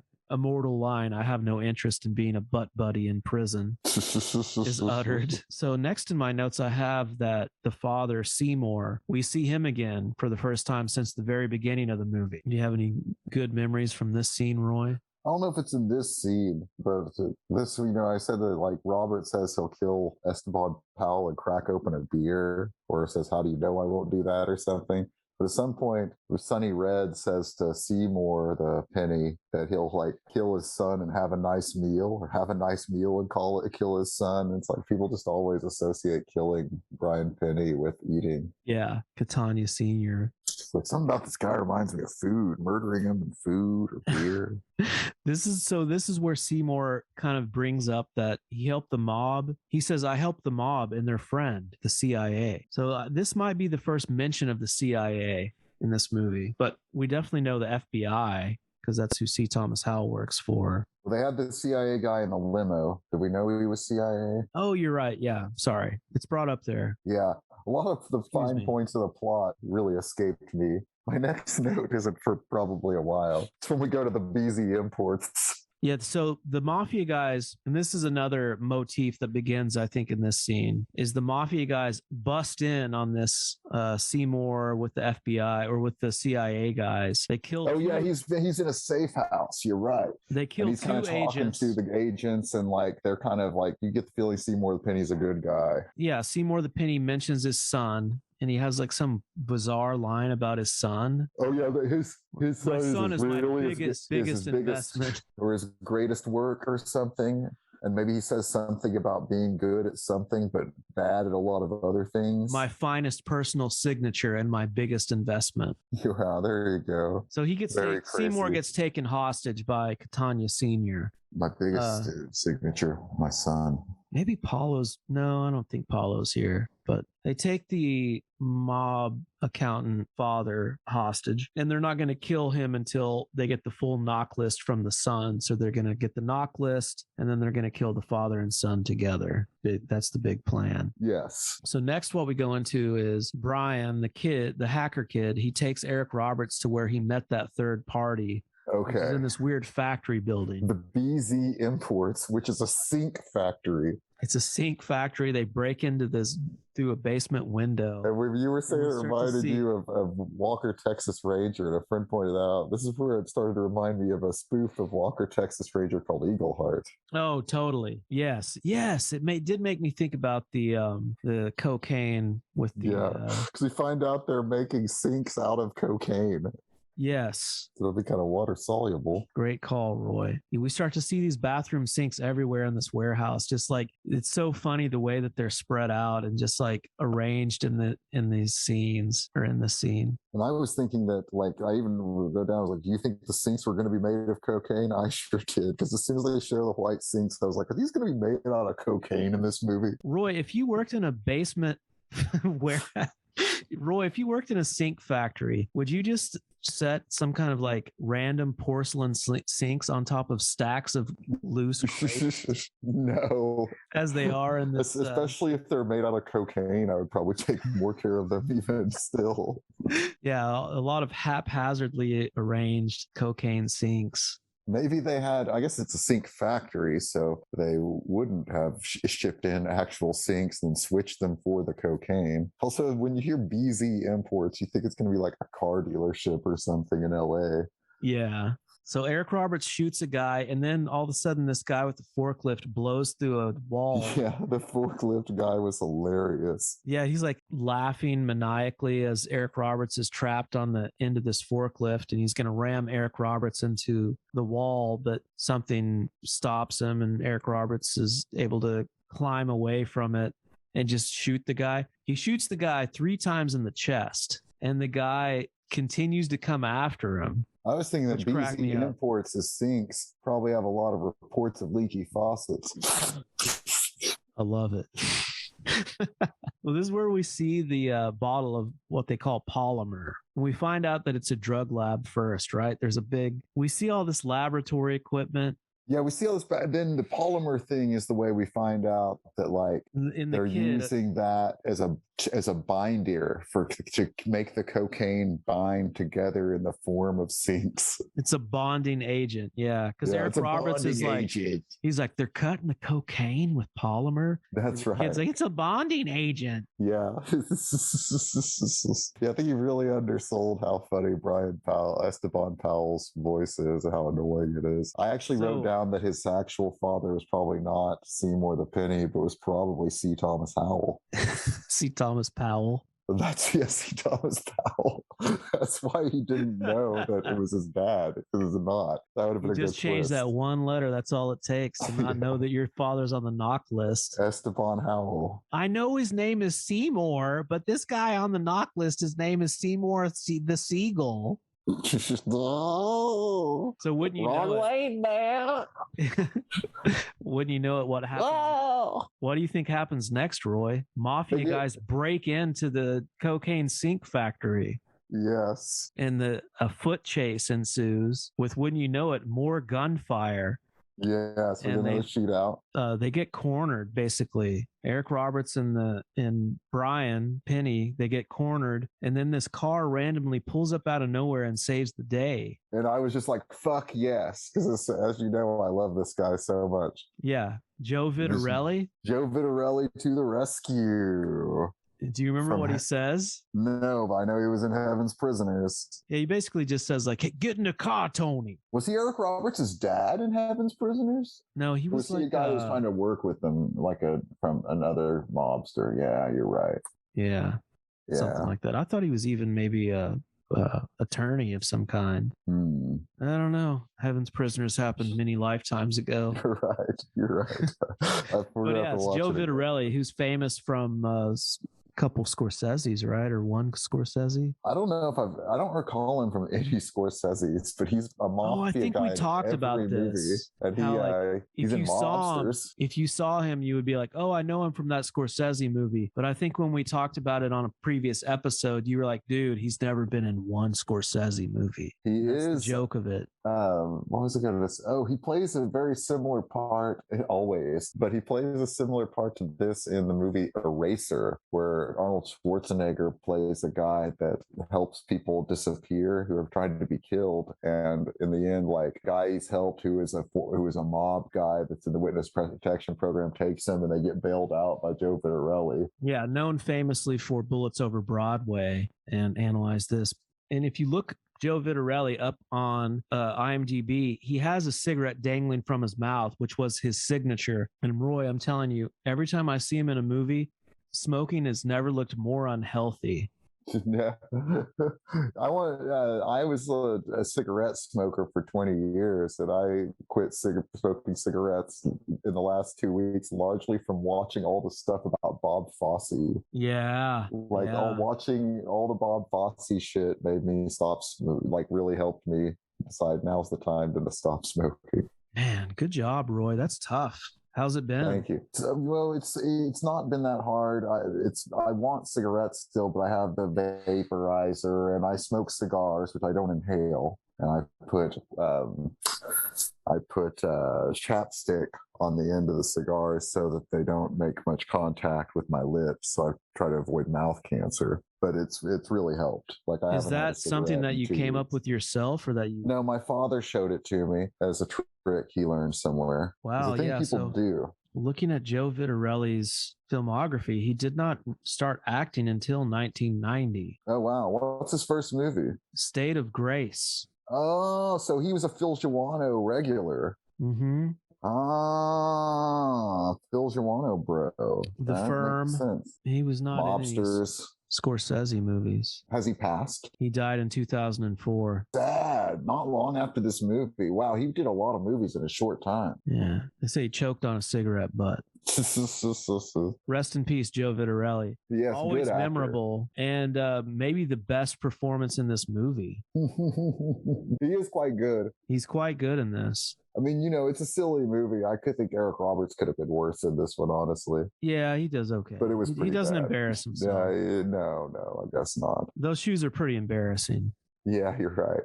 I think Farrah Fawctt's boobs were pretty good. I wish I'd seen them more. Yeah, she did look pretty enjoyable to the eyes. Yeah, she was easy on the eyes. So Vitterelli's character's name is Jimmy, and we find out he's a former fellow hitman who's also in witness protection. And we find out that he was Eric Roberts' character's mentor. He kind of showed him the ropes, and yeah, and he still holds against him that he went into witness protection program. Vitterelli holds it against Roberts. We find out. Yeah, but they're both in there. Yeah, it was very weird. Yeah, so maybe Roberts went in as a rat, more of a rat, and Vitterelli's character is cleaner somehow. Maybe Eric Roberts went in and ratted, and they were going to kill Vitterelli for bringing in Eric Roberts, so Vitterelli then had to turn rat. Maybe so. So the next scene is, wouldn't you know it, Roy, mafia guys busting in on something, and what it is Sarah's house, but it's empty, which is kind of an empty scene. It doesn't. Yeah. I have a note here that it's kind of a pointless scene, but Damien I guess Chapa necessary that there's suspense that they're trying to find her. Yeah, we have to know the daughter. Looking. So Vitterelli sets up this meeting with a guy who he thinks is clean and cool, but who it really is a CIA guy who snitches on them. Oh yes. Then when there's this ominous music that plays before the FBI guy pulls that phone out of his ass. He takes the phone out to talk to the mob or whatever, the CIA or whatever, like. When C. Thomas Howell tells him to do something, it's like it really looks like he pulls the phone from his butt. Next thing we see is a strip club where Vitterelli brings Eric Roberts and the kid in there. Are there any strippers going on in there at the time now? It's really closed, probably just more of a nightclub, but it looked like I think it is a strip club, but you're just like there gentleman's when club. It's closed or something. It's in the daytime, so there's nothing. Yeah, we don't see any strippers, which is odd for a Mark Lester movie. I feel like he works a little nudity into every movie if he can, except for the ones based in high schools. But again, a very liminal movie where everywhere these characters go is like unoccupied, eerily empty spaces throughout this movie. Yeah, there aren't a lot of extras. Something weird about it. A little cheap. It makes it feel very cheap. Yeah.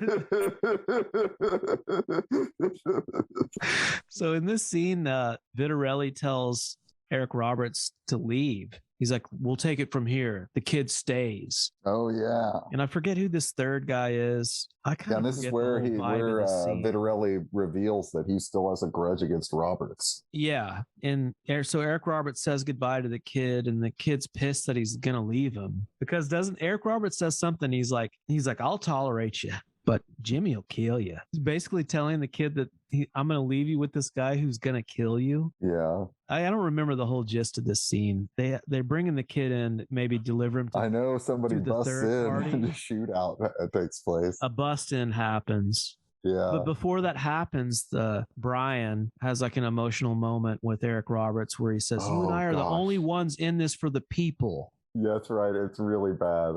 And like right as he says that, here comes the bust in of the mafia guys. Apollo's there. Much more shooting out happens. In the middle of it, Joe Vitterelli gets killed. Joe Vitterelli gets shot, and in his dying breaths, his dying nicotine-soaked breaths, he tells Tony to not betray the kid. And then he says, what does he say? I don't know. I just remember thinking that Vitterelli was just going to die. The way the way he gets shot is super unceremonious. And I was like, man, it would be kind of cool if he doesn't pop up and say anything here and he's just dead. Yeah. Like, and then sure enough, he does pop up and say it or something. Sure enough, he's got a moment. Yeah. I was like, that's kind of neat if he doesn't. I think what happens is Eric Roberts says something like, I'm sorry, Jimmy. And Vitterelli looks at him and just goes, meh. He's like, I hated being out. Oh. And then he dies. So he hated being out of the crime life. And what happens after this? Some more fucking busting. Do we go to the Woodland Hills Motor Lodge? Is that what the sign said? Isn't that where, I think that's maybe where the feds have the wife and little girl or something. I don't know. Like at some point. Yeah, they have them at a hotel, but I didn't realize. It's the Motor City, the Woodland Hills Motor Lodge, which I'm sorry to all Hitman's Run and EsotEric Roberts heads, that is now closed. You cannot stay the night at the Woodland Hills Motor Lodge. Bummer. But real fast before we go into that scene, it's important to note that the mafia guys do catch both the kid and Eric Roberts. And they knock Tony unconscious. They pop him in the back of the head and knock him out. Crazy. I forgot. Yeah, so then we're at this hotel where C. Thomas Howell's hanging out, and what happens here? Oh yeah, a bust up happens, Roy.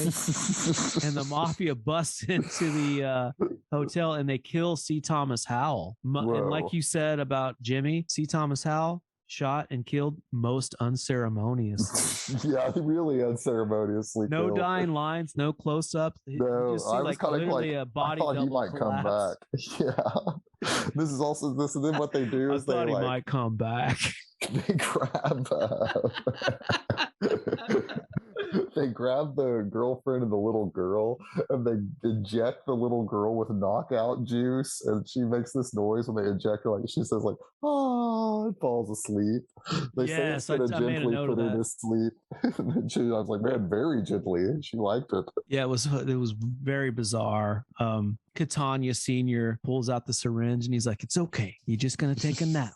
You're just gonna take a nap." And just like goes to sleep super peacefully. Yeah, what do you think it was? I think it was heroin. Yeah, she probably woke up a junkie.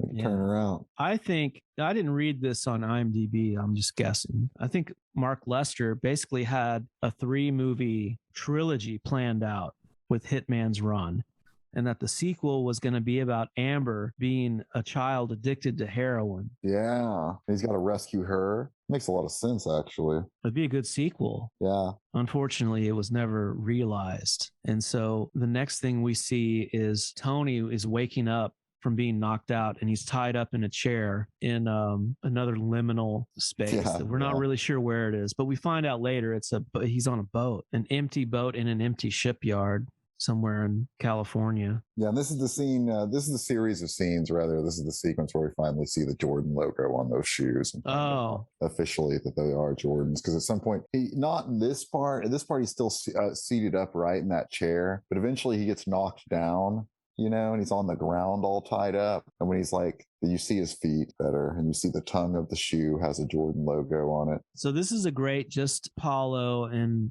Tony together scene, and Paulo's really menacing the hell out of him. And this might be a good time, Roy, to talk about good old Damien Chapa a little bit, if you had something more to add about him. I have endless things to add about Damien Chapa. First off, I'd like to say a lot of times people question whether Eric Roberts really belonged as kind of an expendable, and they kind of forget about Hitman's run as part of the case against him being, no, I'm just kidding.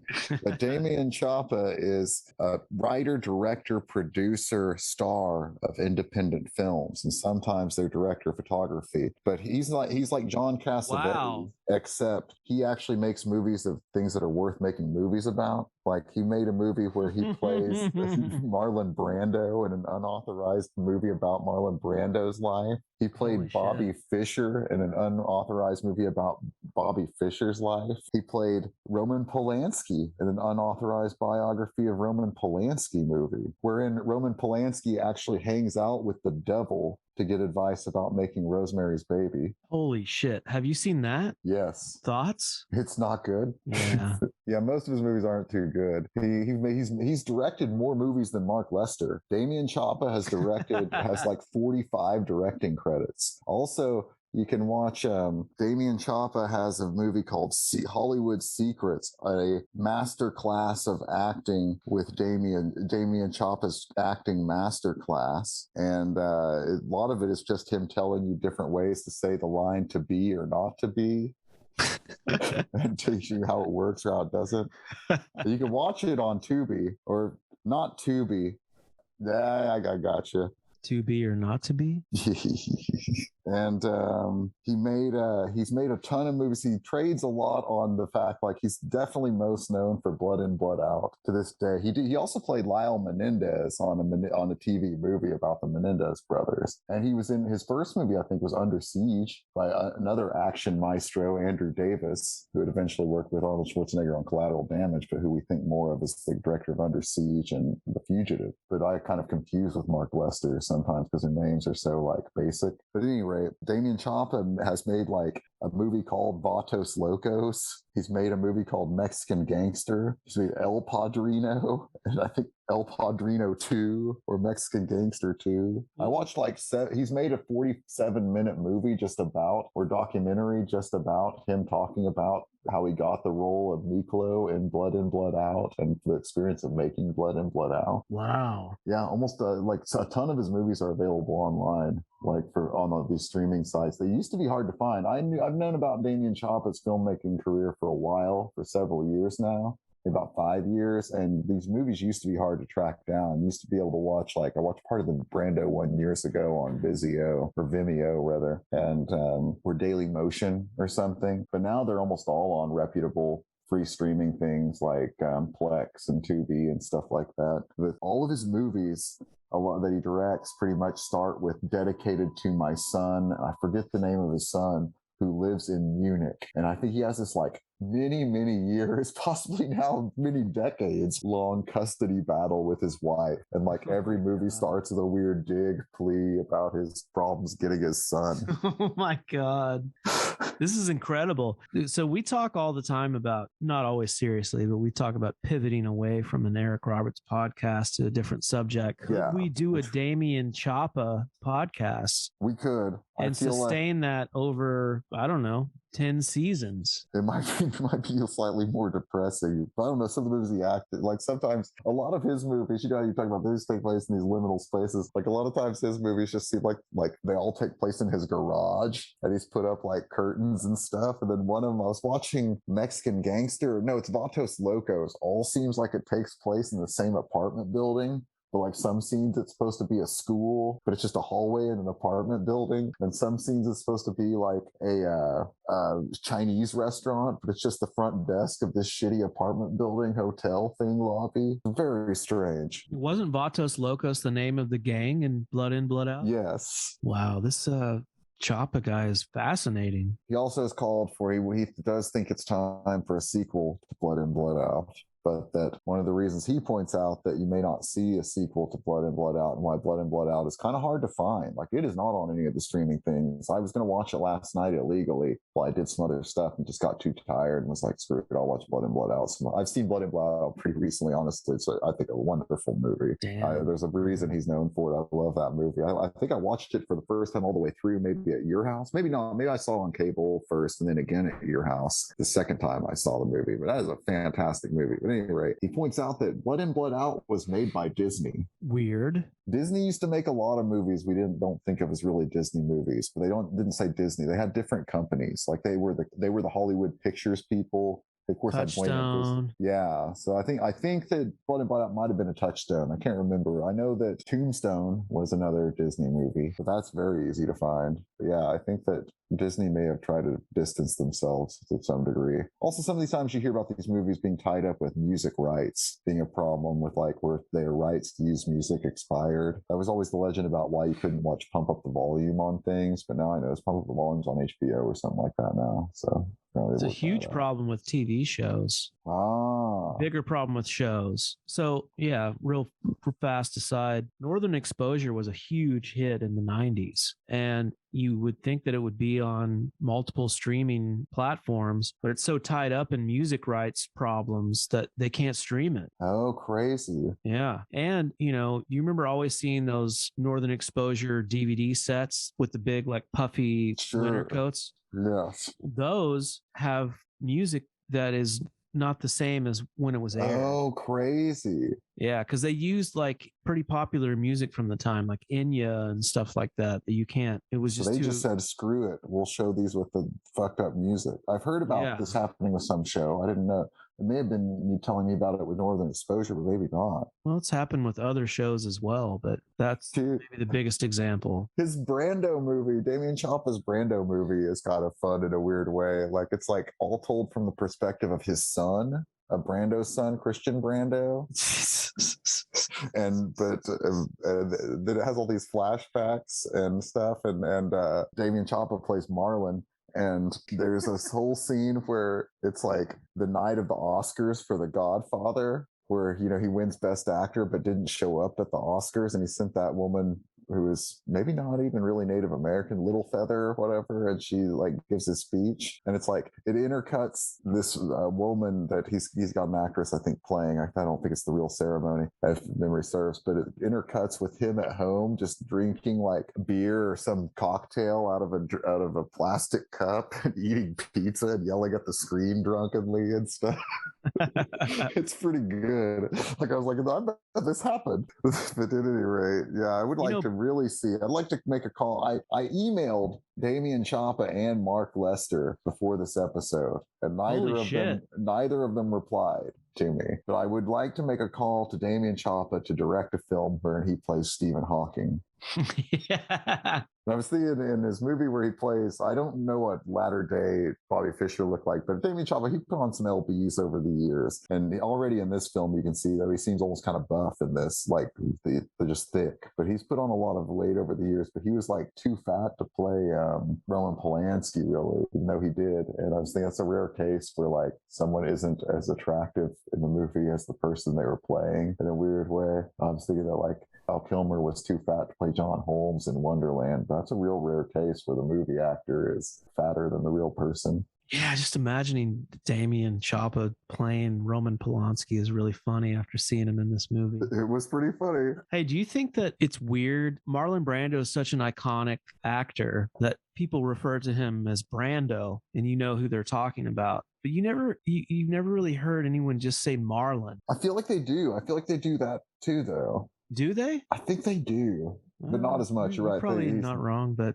it could go either way. He's one of those guys that could go either way with. Yeah, but you're right. It's probably more Brando. But yeah, I think I have heard people just be like, and then Marlon, of course. You like could say like De Niro would be like Marlon, but it's not like, people thought you can't say Jack. Robert or like Paul Newman. You can say Newman and people. Yeah, you don't say Paul. You don't say Robert for Robert Redford. But you could get away with Marlon. You could definitely get away with Jack for Jack Nicholson. True. Yeah. Val for Val Kilmer. Val. Yeah, there's only one Val. Well, Roy, we better get back into this. You're right. There's a lot of plot left. We're getting through it. I'm gonna have to take a quick restroom break though. I'll be right back. Okay. You need to take a break?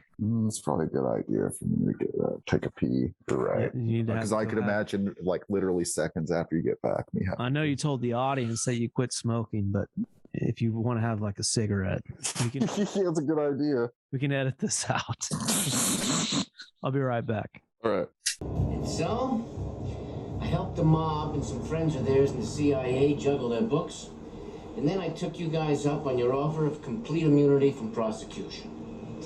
Pretty goddamn sweet. Yeah, well, I'm one hell of an accountant, but not much of anything else. You know, somewhere out there is a thing that I have my signature on more than anything. My biggest investment. And I have no idea where that kid is. Which brings me to number 2. Once I have the list and all is happily ever after, I'll go home, have a nice meal, and kill your boy. Let's go.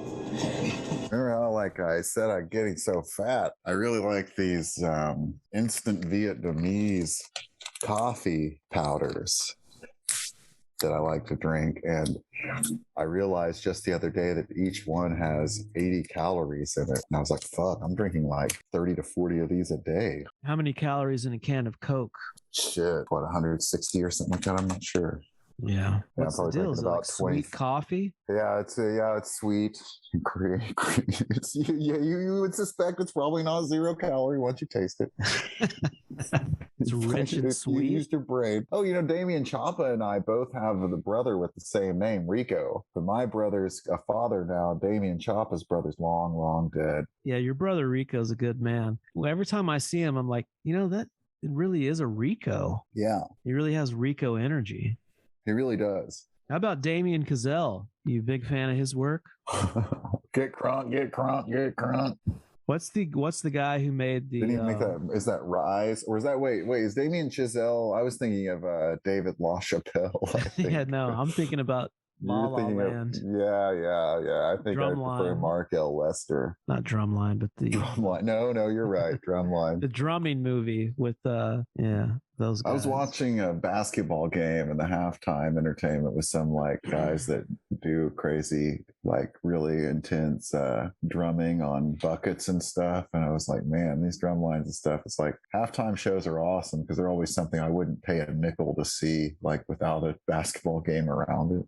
Yeah, good insight. Well, Roy, we got a speed run through the last of this story. We're pretty far in. So I think where we left off was the little girl was injected with heroin. You remember that? Yes, and they killed droid Thomas Howell. Yeah, and then Ethan Hunt has to get the knock list. C3 Howlow. Eric Roberts' character has been captured, and our friend Damien Chapa is menacing him as he's tied up in this chair. And they do this, they tie him up into this configuration where it's a noose around his neck that's tied to his legs. You remember this? Yes. And he says like it's one of his schemes or something. This was another thing that I thought you might know what the term for it is. I've seen it in things before. No, I did notice this is around where Eric Roberts starts wearing the shoulder straps. And I was wondering if it was the exact same shoulder straps C. Thomas Howell's character was wearing earlier. They just had one set. Oh, I bet so. Yeah. It looked exactly repurposed. The same. I'll tell you who looked way cooler in it. Eric Roberts. He could really pull off that shoulder strap. Yeah. Tom Heidecker couldn't do it as well. No. But he has he's in this crazy configuration where basically, and Chapa explains it for the audience, that if your legs give out, you basically strangle yourself because of the way the rope is pulled around from your neck to your feet. Yeah, I remember my cousin one time tied me and another kid to a pole in the neighborhood and told us we were tied up like that. I don't know if that was true or not, but I do know when we were eventually untied, I went home with my mom. My circulation had been cut off in many points and my body blew. Oh my God. Scary. Yeah, it wasn't fun. Eric Roberts is also handcuffed, which is important to note because earlier in that empty liminal strip club scene, the kid is goofing around with a set of handcuffs and he accidentally handcuffs his hands together. At which point Eric Roberts' character has a handcuff key in his pocket that he always carries on him. Well, they were his handcuffs. So anyways, he has a handcuff key. So that's a little plan.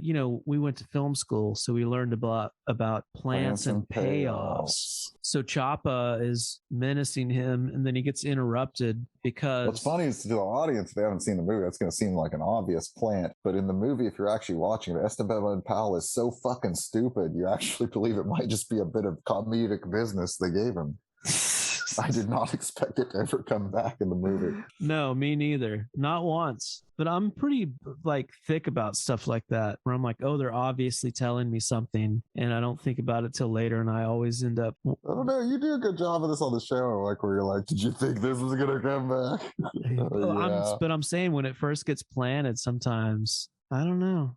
Not always. I'm not always smart about And these that. people are professionals. I can make myself sound smart retroactively on the show, of course. But during this thing of Eric Roberts being tied up, where it's being intercut with Esteban Powell being led to this computer it's in the cocaine sink factory. Yeah, they must be. They're at the BZ Imports. Yeah, sorry. They're not at the ship just yet. I said he was on a ship, but no, he's not there just yet. No. It's actually the girlfriend and the kid with Catania Sr. who are at the ship. They're not there yet. I saw the boat is called the Tanager. Here's your second piece of trivia after what kind of shoes are those? What is a Tanager? I don't know. Danny Tanager? Tanager is a Rest family. in peace, Bob Saget. It's a family classification of birds. Birds that eat fruit. Okay. Never heard of a tanager. So the kid is being kind of forced at gunpoint to hack into a computer to get the second half of the knock list. And as he's doing it, the screen that he pulls up is a CIA homepage screen. Yeah. Which further implicates the evil CIA as the real bad guys of Hitman's run. So this gets interrupted. Well, the kid tries to escape, or he does some bullshit where he's not able to get the files. The henchmen have to go and interrupt Paulo watching Eric Roberts slowly die in this rope configuration. Which really pisses him off. It does piss him off. And so he leaves Eric Roberts to die alone, which you never do in any movie. No. So Paulo goes to menace the kid and get the kid to hack and get the rest of that list. While he's gone, what would you would imagine would happen, but that handcuff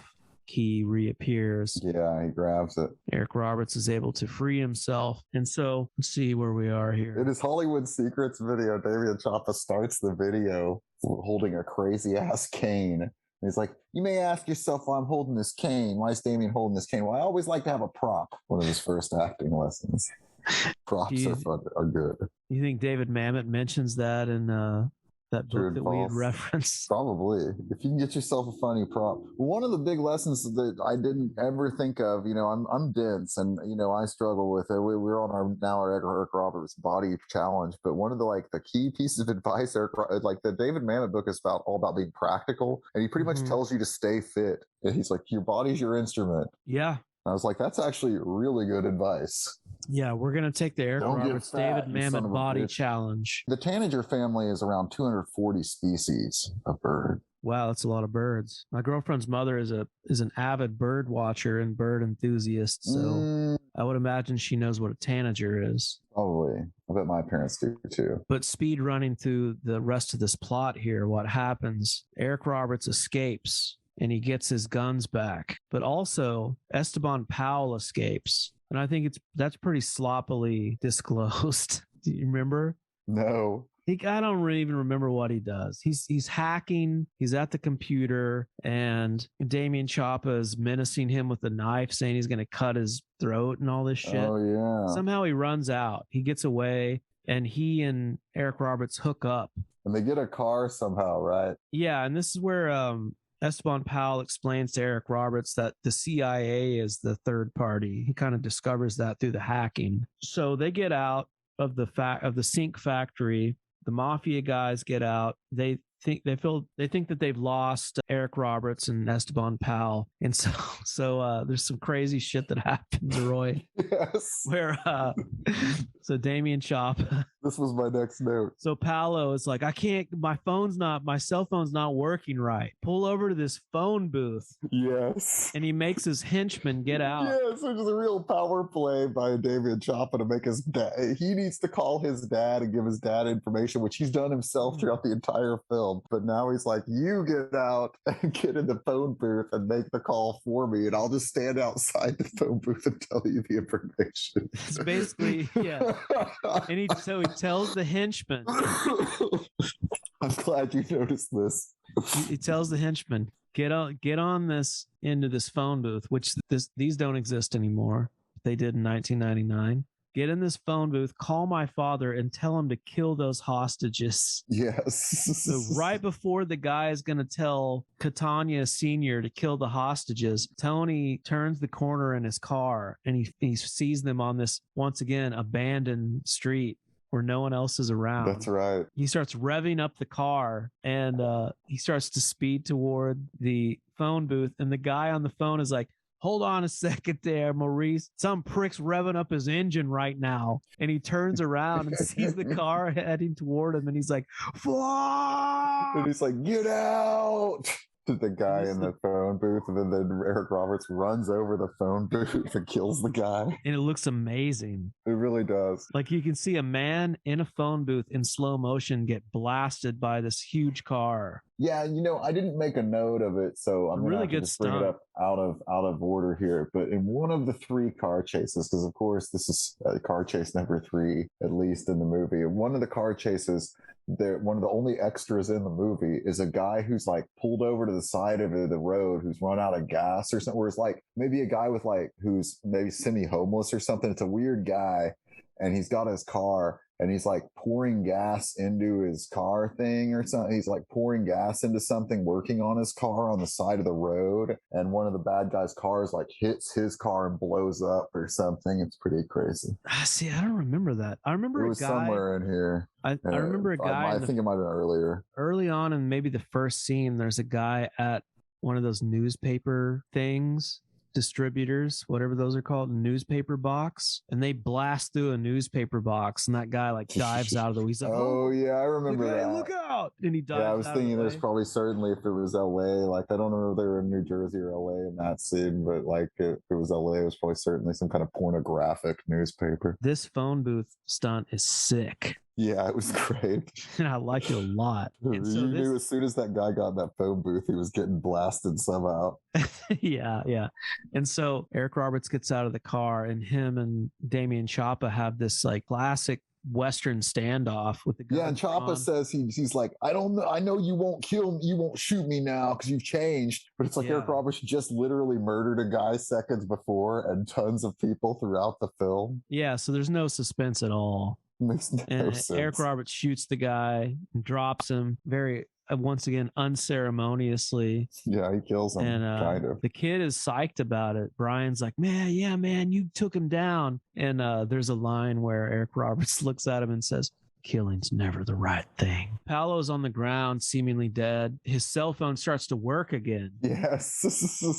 Suddenly his cell phone works. Yeah, most conveniently. And so then the kid answers the phone and is kind of trolling the father on the other end. And Eric Roberts takes the phone and arranges with Catania Sr. to meet up. He's going to give him the rest of the list so he can get his girlfriend and the little girl back. I was gonna ask you about this, like when Eric Roberts like shoots Damien Chapa here, and just like we see it over and over again coming up and before. Mark L. Lester movies always have kind of a memorable score, especially Commando with this famous James Horner steel drum score, which feels like it got ripped off like a million times afterwards for action movies. Yeah, even Mark Lester, it seems like reused stuff from it. But the in this movie, there's always a sound on the score that's wacky right before Eric Roberts gets the drop on someone. I was going to ask if you knew what instrument that was. No, I didn't. I wasn't paying attention. It's always like, he shoots, it shows up or shoots a guy. Like there's like where he thinks of something or gets an idea. There's always a wacky sound. I was thinking it might be a tanager. A tanager bird? I don't know. Something's like, whoa, that some kind of weird wild. shimmer. I wish I could tell you I would watch it again to see what it was, but I will never watch this movie. Oh, I can't promise I won't. I would watch it with you or with someone. Yeah, I won't watch it alone again. That's for sure. When the kid answers the phone and talks to Catania Sr., he just tells him very like harshly. He's like, yeah, you just venerated your son. He's dead. And so when the dad gets on the phone with Eric Roberts, totally unemotional about his son being dead. He even has a line about the kid, wife, and the girlfriend of the girl, and he's like, they're quite alive, unlike my son. Yes, that was the craziest line of the whole thing. They're quite alive, unlike my son. So So Eric Roberts is going to go meet up Worst with... supporting actor. So this is when they go to the shipyard and shit to meet up with Catania Sr. And then they leave, but we hold on the dead Paulo. And of course, we find out he's not dead. He's not dead. And there's some crazy shit that you might have to explain to me, Roy. They get in the car to go to the shipyard. There's this like argument that's not even worth getting into. Like Tony and Brian get in this argument, and finally Tony's like, just get in the car, let's go, you can help me, because he's not going to let him come with him, remember? And then he decides to, but as they're pulling away, like very softly in the sound mix, you can hear Eric Roberts' character be like, hey, reach in the back and grab that shirt in the back seat. Don't remember that. In the next scene, he's wearing a completely different shirt. Oh, you think maybe that was just like some fuck up and they had to add that line in? It has no bearing on the plot. It was just some bizarre, like they got into some weird trap in the edit, and the director was like, this continuity just problem. throw this. We'll just do an ADR line of him saying, grab a shirt from the back seat. I wanted to point out, like, when they get to the shipyard, of course, we have a shootout there eventually, but it reminded me, of course, of this climax of the movie Miami Vice. Yeah. And Michael Mann on things, he says he had a fascination with setting scenes in transitory spaces. And when I was watching this, I was thinking, like, wait, the places Michael Mann shoots these scenes are the same places everyone shoots every action movie ever. Yeah, every director had a fascination with these scenes, like shipyards, warehouses. Yeah. Airports. Yeah. Just something about it that's he's just better at it. Totally, yeah. Because when it's cheap, it really does feel, like you said earlier, man, you notice these empty scenes, you're like, yeah, it felt real cheap. Yeah, like they went places where they could get away with not having people around. However, I will say some stuff in this, like another thing, I could see there being a version of this movie in widescreen that looks a little cooler. Like, because like there's like parts where the dude is up on like the tower and in the white behind him, and have fun looking it up, bud. I never will. No, I don't know if they don't exist. That it will ever be found a widescreen version of this movie, but I could see the compositions making a little more sense, or just being a little artier, because a lot of the Mark Lester movies look kind of cool. I want the Hitman's Run heads to really contact us and tell us like how this movie was released. Yeah.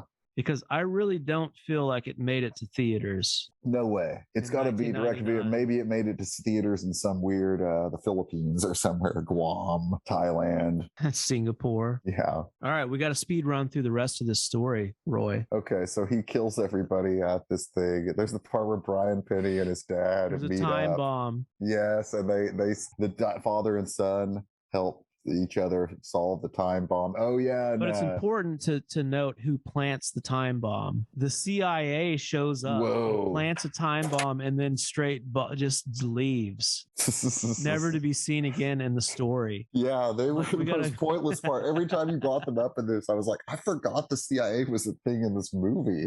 Well, they mention it a lot as they're sinister. This is a very anti-CIA movie. Yeah, the most the CIA ever really figures into the movie is we just see their website when he hacks that computer. That's the most memorable thing they do. I guess I forgot they planted this bomb. In the dialogue a lot, but yeah, other than that, visually, no, we don't see him a lot. Yeah, there's definitely the guy in the limo. So we have the kid trying to disarm the bomb, and then his dad rolls up and is like, Roberts, son, you know it's binary. And we have this big like father-son reunion of them using their math skills together. Yeah, somehow a pencil-pushing accountant knows how to disarm a bomb because he knows about numbers. Eric Roberts busts in, like he literally dives through a wall in the ship and disarms the Catania Sr. And he basically rescues his girlfriend, the daughter, and Seymour right before Seymour and his son disarm this bomb. Oh yeah, and there's a glass model of a yacht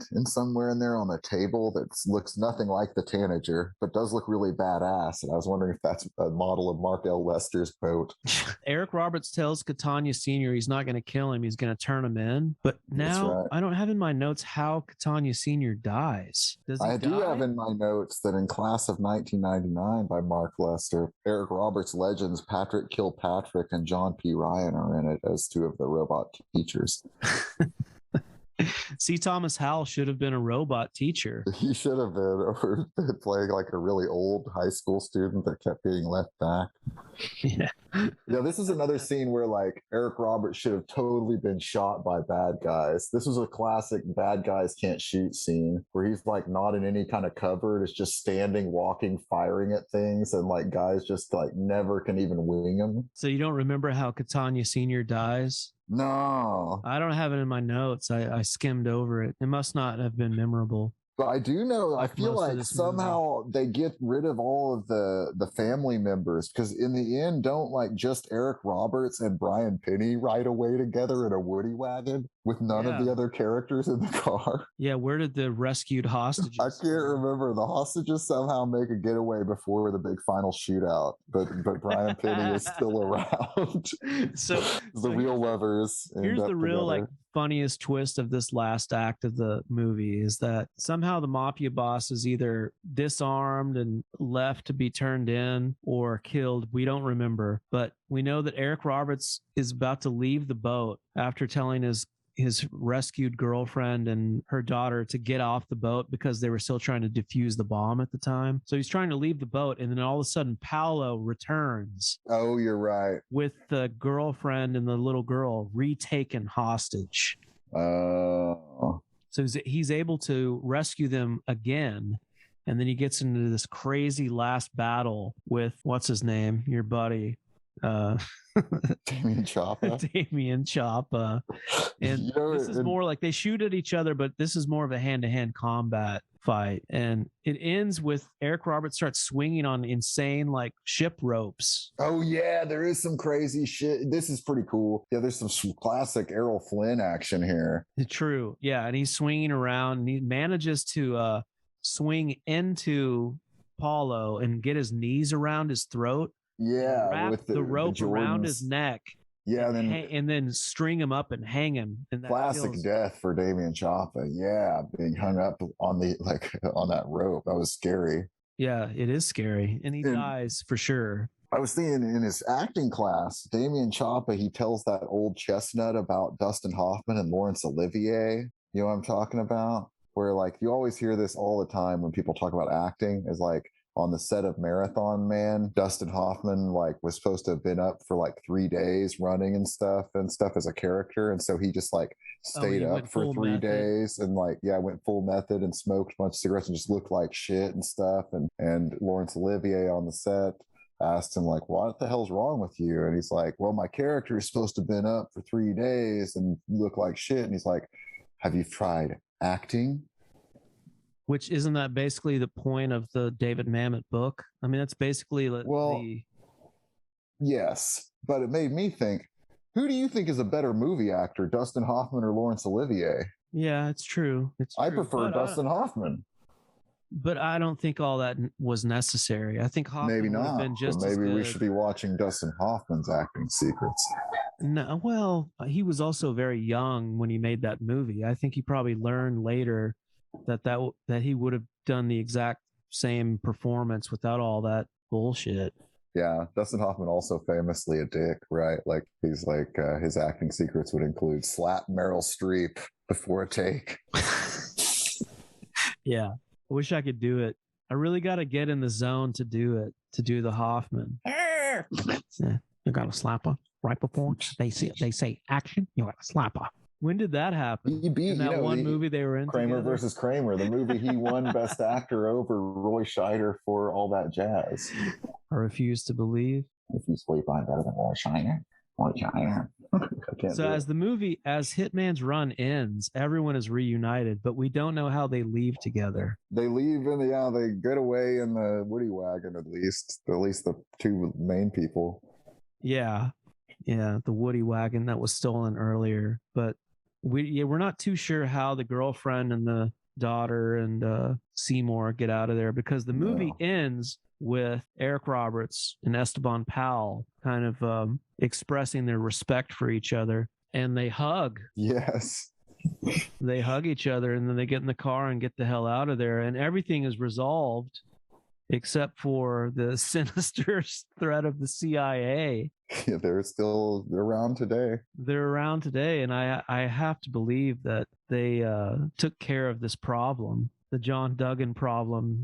They probably called it. I had another thought based on Star 80, and we're talking about Star 80 and Woody Allen, and I guess that comes from into Joe Vitterelli was in Bullets Over Broadway. But Woody Allen has over 80 writing credits. Can you think of any of them that are actually docudramas or remakes or true stories or adaptations? No. It's like it's pretty much all original material for like 80 scripts. Consistent, right? It's pretty crazy. It's a lot of I'm a Woody imagination. fan, man. Him doing all that stuff. You know what I'm the biggest fan of that he did? Well, we don't have to talk about it on the show. Also, I watched Broken Trail, that 2006 TV miniseries that was 2 parts and advertised the hell out of. Like, it was reminding me of the Odyssey, of how much it was advertised on TV in its day. Like, it seemed like nonstop ads, like with the Odyssey. It also had Greta Scacchi in it. That was my whole note about that. Do you remember? Except for I did like Broken Trail. Do you remember when Eric Roberts killed one of the CIA guys?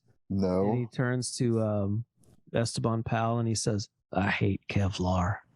Oh, yes, I do. That was pretty weird. I made a note about that. Yeah, I did remember that, actually. I didn't remember it was a CIA guy. So many goons in this movie. They could have had Patrick Kilpatrick in there somewhere. Yeah, we should have. I wish I would have taken a score of how many times the mafia busted in, because that happened at least 5 or 6 times. Movie, yeah. Like, the thing about this movie is, though, that like the only good parts, if you're really like, I mean, it's a geezer teaser, right? That's what I was going to ask you. Is this a geezer teaser? Well, yeah. If you're an old action movie fan in 1999 and you're flipping through the channels and you see it in that year, yeah. I feel like it's a classic geezer teaser. Yeah, I would agree with you. I just thought I wanted to get your input on that. I look at you as the geezer teaser expert. Well, this is one of those movies, when you watch it, it's so bad in various ways, but you start to imagine the audience for it. And if you're me, you imagine that there might be one person out there in this world who Hitman's Run is their favorite movie. Do you think that person exists? I don't know. If so, I'm not guessing it's a very high IQ person. Well, Roy, I think that person's name is Mark Lester. Yeah. I noticed. I mean, it's tough because this movie is one of those movies that has 0 trivias on IMDb. It's our second one of the season, with Lansky has no trivia on IMDb either, I don't think. Yeah. Well, so this was your choice. Yeah, it's your choice now. I don't think I have any more Hitman's Run notes. Yeah. I don't know. I would like to possibly stay in the year 1999, but also you had mentioned the Menendez thing that Damien Chapa did. Oh, that reminds me of You're right. Are you going to bring up Cable Guy? I've been thinking about the Cable Guy because honestly, I don't remember how much Eric Roberts is even in that movie. And he's only in that, like, those ads. Yeah, maybe even only one ad. Like 2 minutes. I honestly don't know if that's worth doing. I'm scrolling. What's funny about the Eric Roberts filmography on IMDb is when you start scrolling. Oh my gosh. Yes, it's like it's so endless. So I have managed to scroll to 99 in these other movies. We have 2 Shades of Blue. Whoa. We've seen Lansky. We have a movie called Wildflowers. Yeah, we are getting. I remember one of the funniest parts of the Star 81 is when you say the fake Nicholas movies. We have a movie called Facade. Facade sounds crazy. We have a TV movie called Heaven's Fire. I'm going to click on Heaven's Fire. There's also the Year of Purgatory. So here's the plot summary of Heaven's Fire. Terrorists seize a building with intent to blow it up.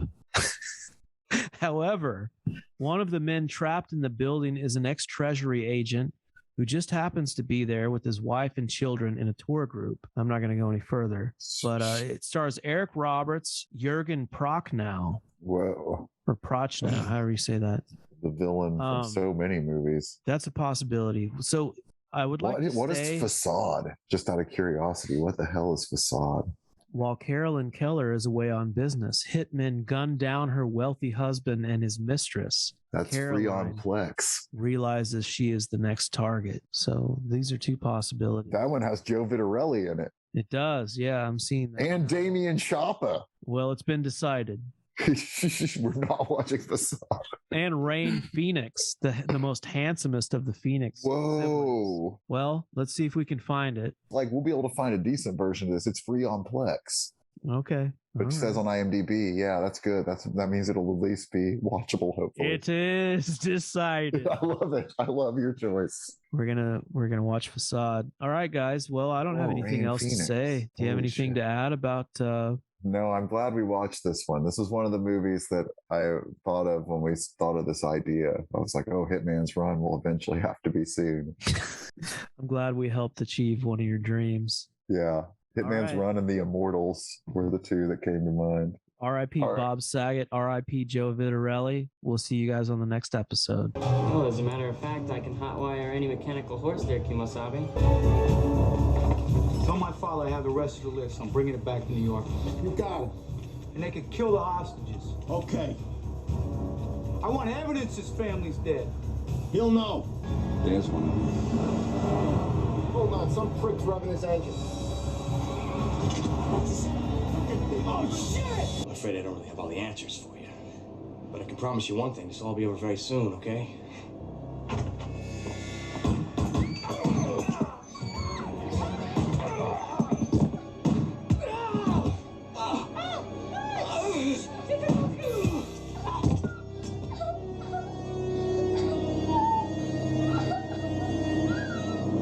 Sorry for the intrusion. Where's John? Follow. Help the mother to the car. No, wait, please, please don't hurt her, please don't hurt her. Don't cry, sweetheart. Don't cry. Get the car. She'll be fine. It's not gonna hurt. Don't cry. It's just nap time. Sweet dreams.